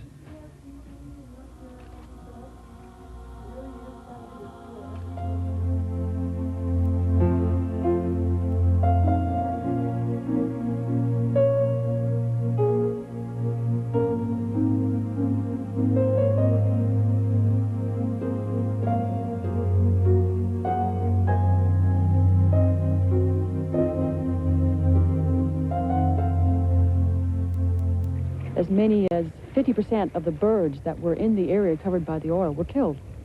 Same thing for the sea lions and the harbor seals and the sea otters. The size of the spill, the extent of the area covered is probably unparalleled. The oil will be here for a long time. Probably will be considered the worst oil spill that we've ever known. There have been at least a half a dozen larger oil spills across the world. We have to look at the spill in its proper context, I think. I still have a bounty out there for someone to show me substantial fish kills.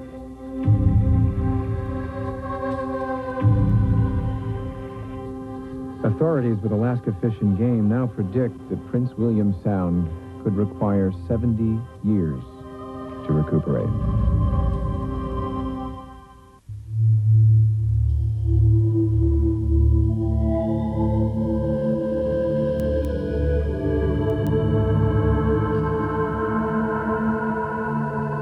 By May 1st, 5 weeks into the spill, the oil had spread across 6,000 square miles of water and shoreline. It's hard to imagine that much area, the size of Massachusetts, drenched in toxic oil.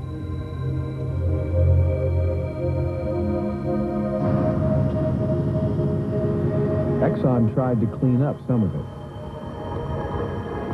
But the massive use of hot water under high pressure literally destroyed the beaches by sterilizing them. In the end, not a single square foot of oiled beach could be officially described as clean.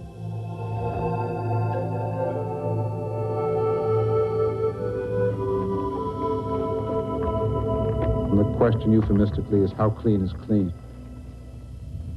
When is a beach clean enough so that Exxon does not have to come back and treat it anymore? It soon became clear that the word clean was inappropriate. The new catchwords were treated and stabilized. When a beach was determined to be environmentally stabilized, workers could go back home. One cleanup crew foreman confessed that the motto among workers was, if you walk the beach, then you clean the beach. It's the show of bodies out there that counts. And since it's so remote, nobody's really keeping track.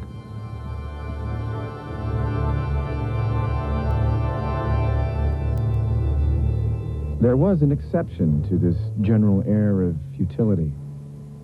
A few hundred miles southeast of Prince William Sound, on a remote and rocky beach called Mars Cove, locals took matters into their own hands.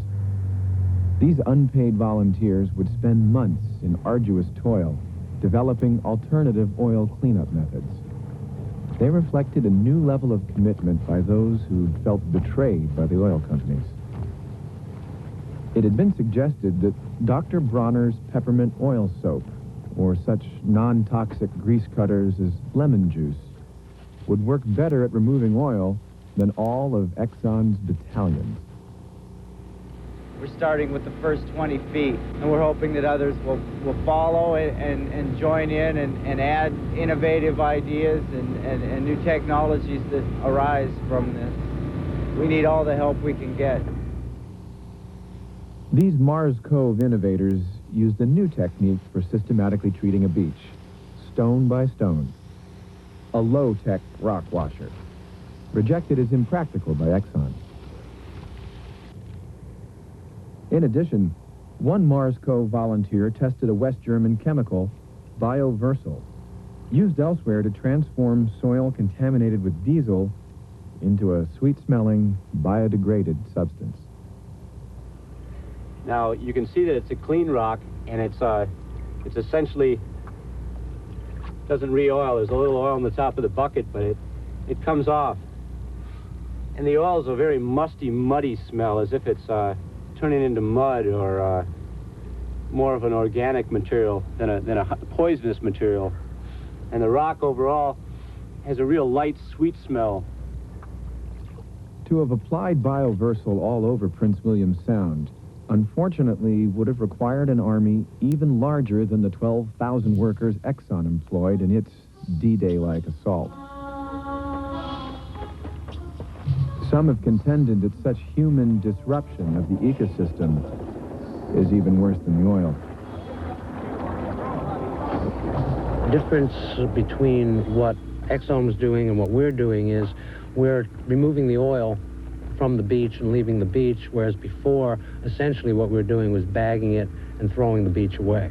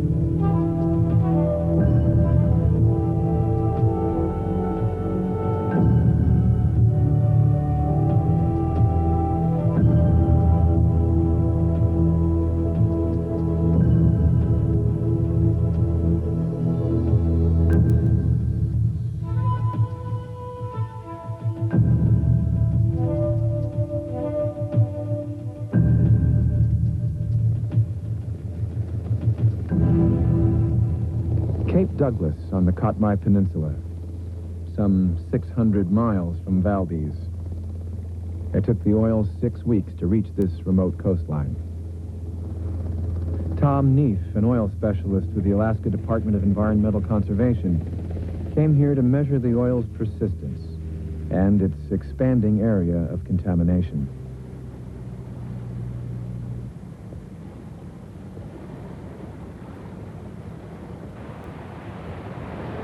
Horizontal, 22.7 meters. You can come in and you can rattle some gravel around and you can shovel some gravel up and remove some oil debris. But for the most part, in a beach like this, with the oil surrounding us, it's going to stay. I've seen people out on these beaches with towels, if you will, wiping rocks off. It's almost useless. They're not making any difference, or they're making a very, very small difference, almost meaningless. And it doesn't matter whether it's mechanized or if it's done by hand. Nothing seems to work. And right now we're wondering, really, whether or not some of these beaches should have been treated. You're going to be able to come back here in a year or 2 years, and you're not going to see this pooled oil. I disagree. Oh, there's no way that's going to happen. In the areas like the crack, and down in this area where it's splashed 60 to 80 feet high, there's no way it's going to be gone in a couple This is a of years. collection beach. Look at these logs that have landed here. There's a difference. You can't just talk about a high-energy beach and think that just by wave energy you're going to remove this oil. I'm not talking about you have to look at other things like... I'm talking about natural weathering. Yeah, but in any place where the oil has seeped underneath these rocks, there is going to be very little natural weathering. These particles, these boulders, do not move. Okay. That's exactly right. That is right. And so how do you expect the oil to be removed from underneath the boulders? The winter storms that we have on the beach, the winter storms that place these huge logs way above the high tide line are the same winter storms that is going to come and just wash out all of this debris that you see here. With that in mind, why did the Coast Guard approve this cleanup? It'll be displaced to another area. Why did the Coast Guard let Exxon come and do a cleanup here? We felt that we could come in and remove the gross contaminants. Oh, the Type A method you're talking about, they should not have even touched this right here. When I look at the number of rafts of free-floating moose out on the water, it's very conceivable that this beach will be re-oiled. It has been re-oiled. We've got videotapes of this beach from 3 days ago. If you're telling me that this was here 5 months ago and you had an ADEC person out here and he did not advise the Coast Guard person of this pool, then I say you're totally, it's an insult to us that we have monitors on the beach, the land managers and monitors on the beach, and if they don't advise the Coast Guard... That brings up a different subject, the quality of the monitors. We're talking about treatment here, and my argument You know where you got your staff, though, on these monitors, the same place I did. Well, my argument is that this pooled oil, I'm looking at its impact, but this pooled oil, in my opinion, was... The day be all cleaned up and done by September 5th. How many thousands of miles of beach really had gotten oil?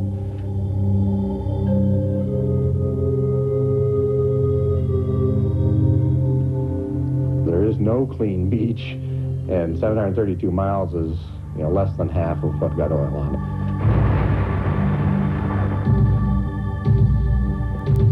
Incineration Act. Scientists combed the beaches throughout the fall and winter, counting microbes, measuring the depth of oil. They found more widespread contamination than had even been suspected. It's solid oil all the way down from the surface down to almost bedrock. It's catastrophic, in my opinion, in the sense that it was a tremendous amount of oil that was spilled in an area that was pristine. The penetration of the oil is on the order of 3 to 4 feet in some beaches across the entire length and breadth of the beach. And we're talking of hundreds of miles of beaches. Every small rock, every piece of gravel is just coated with black oil. When you stick your hands in, your hands come up just totally covered with oil. It covers everything. And when you look on a treated beach, you can't see it. The beach looks relatively clean. And you just kick away a few of the surface rocks and dig down, and here's this every particle is covered with oil. Where will those millions of gallons of beach-impacted oil go? Back and forth, from the gravelly beachheads to the shallows, Alaska's offshore paradise. This tidal region serves as a nursery to hundreds of species, for whom it is known that even a few parts per billion of hydrocarbons can be fatal.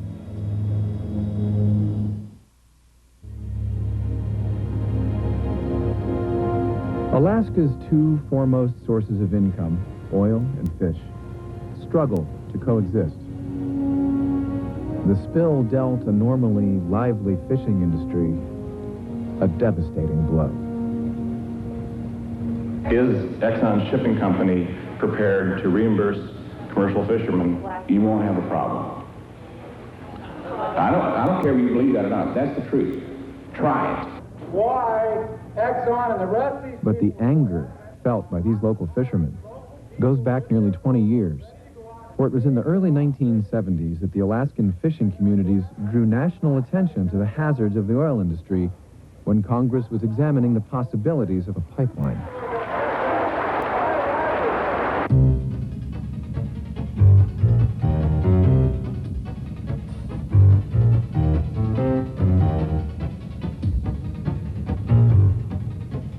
The Alaskan pipeline now carries 25% of America's oil.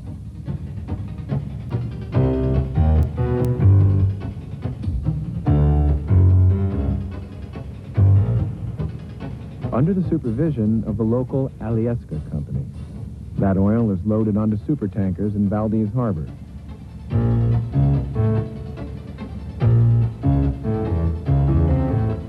The oil is then shipped to refineries further south. But the process is fraught with breakdown. As we discovered, I think, very clearly in the National Transportation Safety Board investigation, was a pervasive pattern of sloppy, shoddy, and I'd have to say uncaring management within Exxon Shipping Company. Exxon and 6 other major oil corporations rely upon the Alyeska company, which manages all loading and safety at the Valdez terminal. Alyeska was criticized for its lackluster response to the Exxon Valdez spill. But there had been earlier problems as well. We had the 2 spills in January. That was a red flag that went up. We knew that we were getting reports from workers that worked at Alyeska that were telling us that they really were not totally prepared for a big oil spill. And then it happened.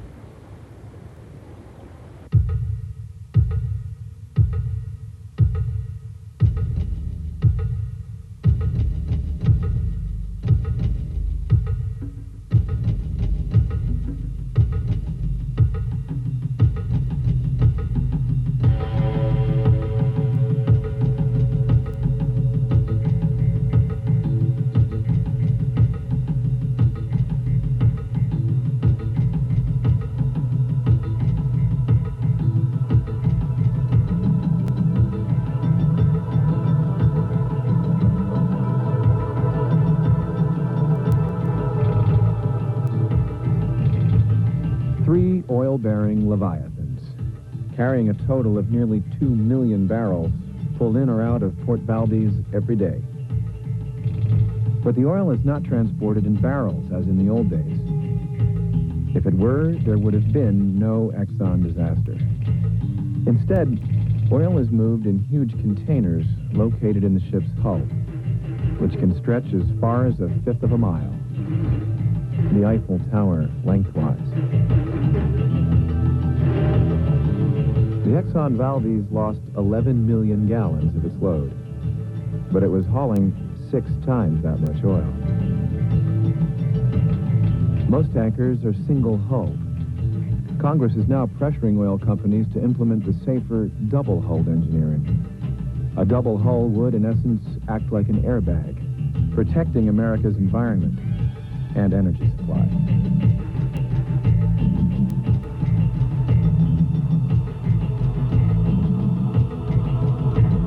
The oil industry would like consumers to think that the Valdez was like the Challenger tragedy, a single error in an otherwise flawless track record.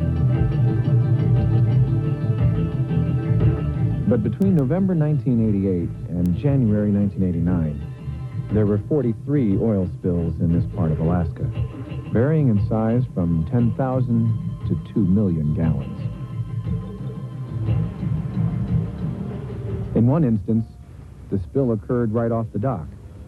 Cleanup efforts under ideal conditions were a fiasco.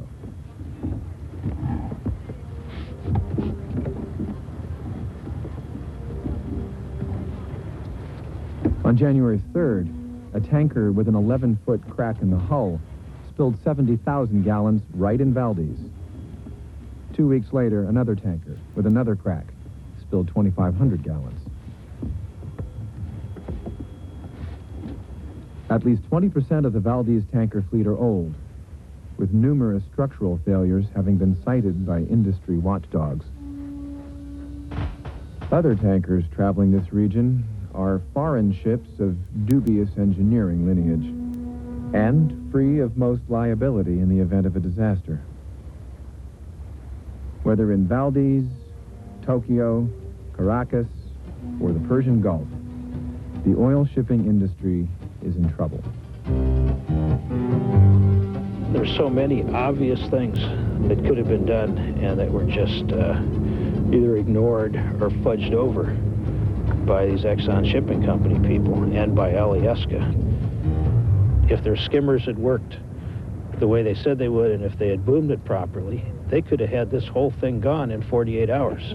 But it just didn't work because they didn't get there in time and the machines didn't work and they didn't know how to operate the booms. And that's what caused the tragedy. There was no bizarre event. It was just a lot of human inattention that built upon itself.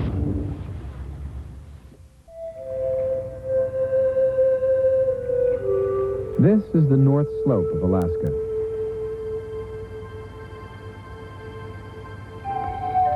$55 million acres of the American Arctic are currently committed to oil and gas extraction.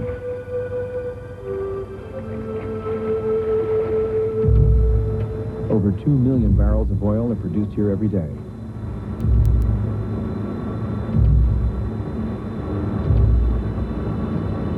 Production began in 1977, when the controversial pipeline was completed.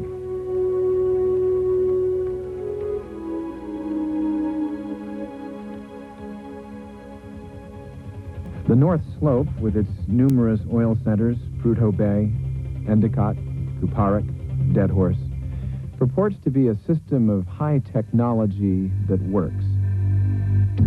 But like the flaws which riddle the system at Valdez and the ships that carry the oil, the North Slope has big problems. The cleanup efforts that we're seeing here today is based on a joint venture by British Petroleum and ARCO and the state of Alaska to get this lease track cleaned up. We would like to get all of the lease tracks in the Deadhorse area cleaned up as cleanup operations are currently ongoing, so that we can show Alaska and the rest of the nation that the state of Alaska, through its enforcement actions, can do a responsible job, environmentally speaking, to protect the Arctic environment, so that possible other oil and gas development in the north can take place in an environmentally suitable fashion. Despite sophisticated technology, fancy bells and whistles, oil extraction in the Arctic has left a troubling legacy. In 1985, the first year that computerized records were even kept, there were 953 oil spills on the North Slope. Such spills look like this one, in which an Arco pipeline leaked nearly 25,000 gallons of toxic crude at the Skoparic field, 5 months after the Exxon Valdez disaster. The leak was contained within 2 hours, and we've only impacted about 1.6 acres of tundra. 300 to 600 barrels sounds like a lot of oil. When you compare that to the total volume of oil that we produce from the Skoparic field, it's a very small percentage. Also this winter, we'll come back in and put what we call overburden in here, which is natural soil from this area. Within a couple of years, we ought to be able to walk out here and it'll look just like this area back over here to the left.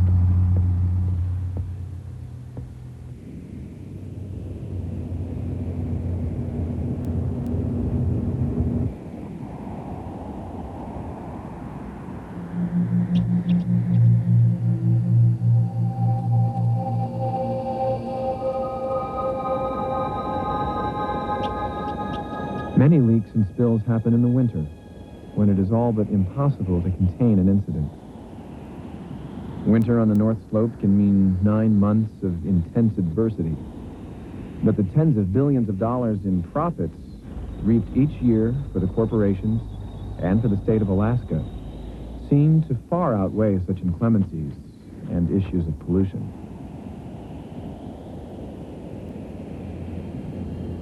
But now, Alaskans have an urgent choice to make. We all have a choice. More oil wells, more guaranteed disasters, or a new, adamant goal of stewardship and restraint. The oil industry is anxious to tap the last great wilderness in the Arctic. Whether Americans are willing to once again become victims will be decided in a little-known haven for wildlife. ANWR, the Arctic National Wildlife Refuge. Given wilderness status in 1980 as America's unique example of a pure Arctic ecosystem. But 1.5 million acres of that wilderness, the most critical wildlife habitat, were left unprotected pending investigation of their oil and gas potentials.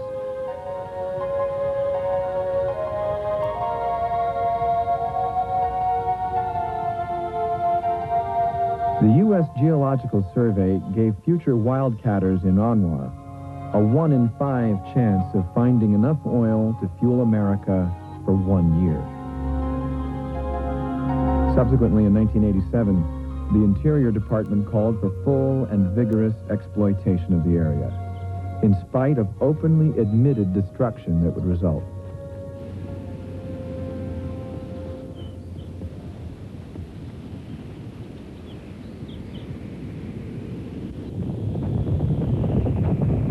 Investigators have reported that nearly half of the 180,000-strong resident caribou herd could die out as a result of oil exploitation.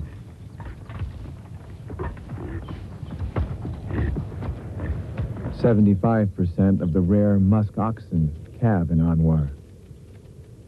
Half of the herds have already been singled out by the Department of the Interior as clear candidates for adverse impact. Polar bears den in many of the projected construction sites. The Department of Interior acknowledges their projected loss. 325,000 snow geese migrate to ANWR every year. They, too, could be devastated. The Gwich'in Indians, who live just south of ANWR, depend for their livelihood on the caribou. They chose to retain their land and their traditional lifestyle, rather than receive oil money under the Alaska Native Claims Settlement Act. Even kids understand about oil. It brings a lot of money in, but in the future, after all the oil ran out, what's going to happen to us? The oil industry insists that Anwar can be exploited safely. But their record of sloppiness contradicts that feeble assurance.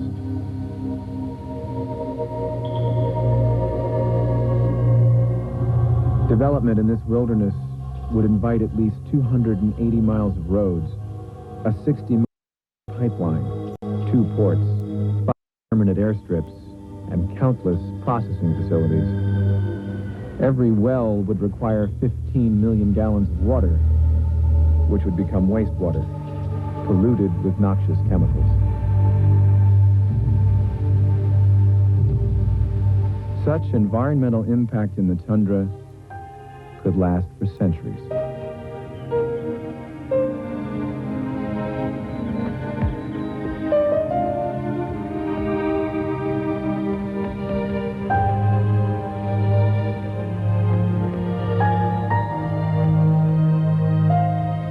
There is no way you can put a major industrial development in one of the world's most fertile wildlife areas without having an effect on the wildlife. The vast majority of people I know who go up there come out environmentalists because they're looking at one of the grandest spectacles on the planet. I think the aesthetic issue is a very interesting one, but aesthetics don't keep your house warm and don't run your automobile. I think there are 2 major justifications for developing the coastal plain. One is that this country will badly need the energy by the time it comes to market around the turn of the century. And secondly, that energy can be obtained without ruining the environment. There's going to be an aesthetic change, but there will be no harmful biological change. So we can have the energy and the animals all at the same time. One of the reasons that I am sort of quietly confident that Congress will open up the coastal plain of Anwar to oil and gas leasing is because they have been so well educated on this issue. Congressmen tend to know more about it than their constituents do across the nation.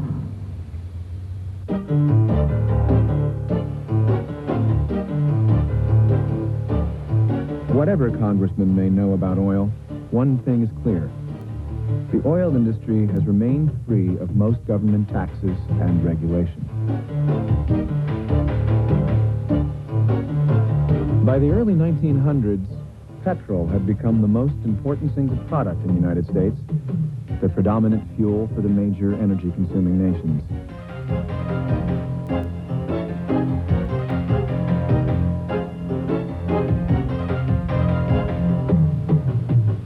Oil also found its way into nearly every major industrial creation, from toys and pharmaceuticals to rayon and acrylics. Yet it was not until 1954 that governments began to talk about the dangers inherent to petroleum. Today, oil pollution has reached epidemic proportions throughout the world. Over 20 billion pounds of oil are dumped or spilled into the seas every year. In 1978, this Amoco supertanker spilled 60 million gallons of crude just off the coast of France. There were over 250 oil spills in Tokyo Bay in 1987. Japan, the first country to build supertankers, is also one of the worst oil offenders. 2 major oil spills off the coast of Portugal and Morocco in late 1989 were 3 times the size of the Exxon Valdez. And in February of 1990, 250,000 gallons spilled onto Southern California beaches. Such resulting chronic oil pollution is spreading death across the face of the planet. As long as there's corporations drilling for oil, we're always going to wonder. Not only have we been invaded by the oil, we've been invaded by the politics, we've been invaded by Exxon and its counterparts. And when they leave, we have to recuperate ourselves. What we have is not an insatiable demand for oil, we have an insatiable demand for energy. And oil doesn't have to be our energy resource. I hope people can find a conscience or what happens with greed. I don't know of any other word to put it. This is going to happen again.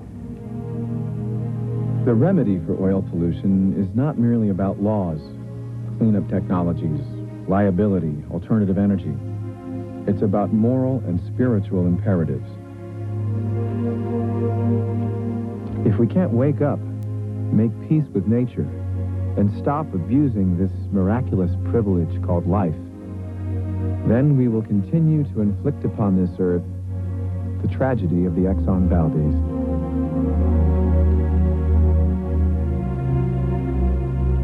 And then, like some futuristic nightmare, all life in the oceans might simply die out.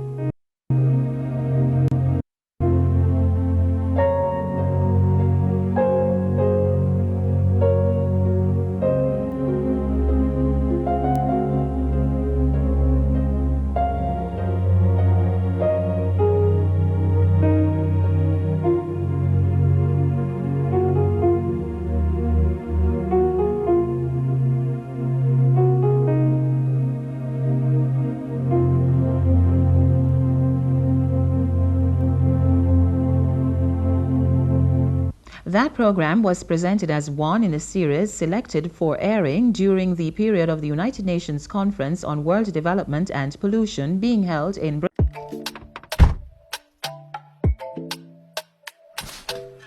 Passenger, a little hand sanitizer for you. Strap in, please. So you're doing the right thing, driver. Minister, it's you? Welcome aboard, man. Thank you very much, man. The public passenger transport sector is that body that can help stop the transmission. And we can do it in some simple steps. Disinfect your vehicle very often by spray or using wipes. Sanitize your hands or wash with soap and do it often. Advise your passengers to cover their mouth and nose if they are coughing or sneezing. Stay away from persons with flu-like symptoms. And if you are sick, stay at home. You know, driver, together we can conquer this. The public passenger industry can help to stop the spread of this virus if we just cooperate. Yes, Minister, we just need all hands on board.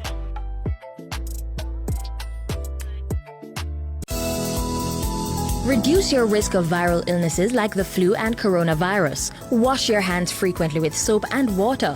Cover your nose and mouth when coughing with a tissue and dispose of it. Avoid close contact with anyone with the cold or flu-like symptoms. If you become ill, please visit your doctor or the nearest health center and share your travel history. The flu and coronavirus can kill. Let's protect each other. A message from the Ministry of Health and Wellness. The corrupt are getting away too often. Help catch them now. Jamaicans must call 1-800-CORRUPT. Yes! Enforce the law. One law for all. If convicted and found guilty, lock them up. It's our money that's being wasted. Lock them up. Stop the corruption. Build integrity. A message from National Integrity Action. Once you replace negative thoughts with positive ones, you'll start having positive results. Educate yourself. I'm standing in the heart of Jamaica. Spanning from Wakefield Trelawney in the north, as far as Catadupa, St. James in the west, to the Appleton Valley in St. Elizabeth in the south, and stretching to Norwood St. Anne in the east. This is Cockpit Country. In 2017, the Jamaican government announced that over 74,000 hectares of Cockpit Country would be declared protected and closed to mining. They draw a line on a map where they want this Cockpit Country protected area to be. But before they can protect it under Jamaican law, they have to make sure of its exact boundary on the ground. This process is known as ground truthing. Ground truthing experts must walk along the boundary line to mark it out on the ground and record as detailed a description of it as possible. Ground truthing confirms what features along the boundary should be included in the Cockpit Country protected area and what it makes sense to leave out. For example, experts might decide a road along the boundary should be inside the protected area, so they will shift the boundary slightly so that it can be included. Small changes are a normal part of ground truthing, but if there are any big changes to the Cockpit Country protected area boundary, it's important that we know about it and know why they were made. Every Jamaican should be following the process to protect Cockpit Country. So much is at stake, and until ground truthing is complete, Cockpit Country cannot be protected under Jamaican law.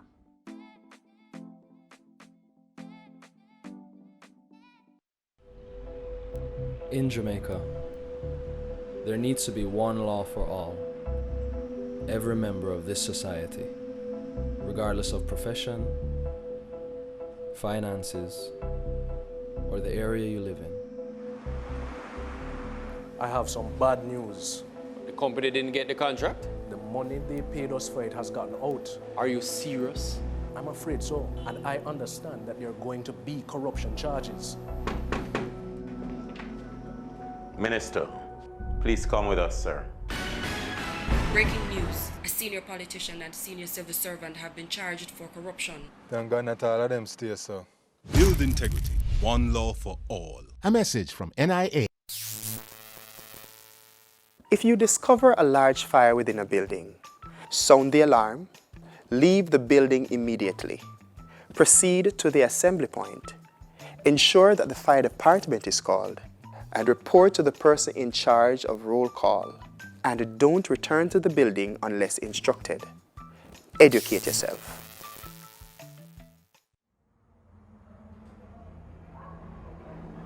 Leaving school in the evenings, I had to stay with my stepdad. There was another little girl who was living in his house. So it started at 8 where he was having sex with her and I had to sit and watch. So I sat there watching them until one evening he decided he wanted to try it with me. I was raped at the age of 9 by my stepdad.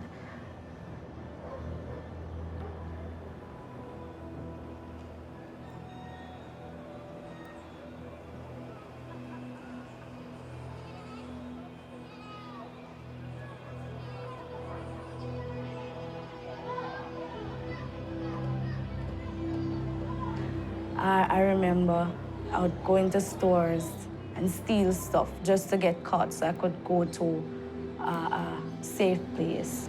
The hardest thing I had to do was actually pretend like I was happy, and I wasn't. I was so unhappy. Back then, as a child, I was living as an adult. Someone having sex with you almost every night is an adult thing. Yes, I was 6 when I first got abused.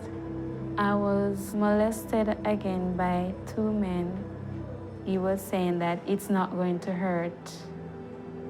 It's not going to hurt. I felt like I would be a victim for the rest of my life. Sexual abuse leaves a permanent scar. When I hear the word abuse, I just think about the bad things. Just think about the bad things. It's like a family curse. It's like a cycle because myself, my grandmother, my mother, and my aunt, we all were raped as a child. Sharing my story, it actually helps other persons to open up, to feel free and to feel safe and not feel guilty about what happened in their past. With this, I decided to break the cycle. My daughter, she's my motivation. She's very friendly and kind. I talk to her about my abuse, and she understands that she can come to me about anything. So I've made that choice with my child to correct some of the mistakes that my mother made. Each and every day she motivates me to push forward, to try to end sexual abuse in Jamaica. I want to be an example. If Alive has opened that door for me, They care for young adolescent teen moms infected or affected by an STI or HIV. When I could go to the monthly meeting and share things, I can say anything, the stuff that pile up for the month, I just let it out, let it right out. I have persons I can just call and talk to. They'll just listen and remind me that I'm a star. E4Life helped me a lot to build my confidence level. I can make a difference in my child's life. I can make a difference in Jamaica and the world. I've learned to cope with it. I've learned that it wasn't my fault. I didn't do anything wrong. Don't think that your life is over. You got to face the world. I want to move forward. Mentoring, it's a major part in my life to help them to move forward. I would say I'm a strong person. I know that I'm a strong person. You have persons that been abused, but they're not coming forward because what? They're fear. I was one of them. Speak up and speak out. Your voices will be heard. My uncle is still around. I just walk past him. I want to let him see that what he did to me wasn't the end of me. I want him to stand there and see the person he hurt. My angry days are over. I decided that I'm not going to let my past ruin my future.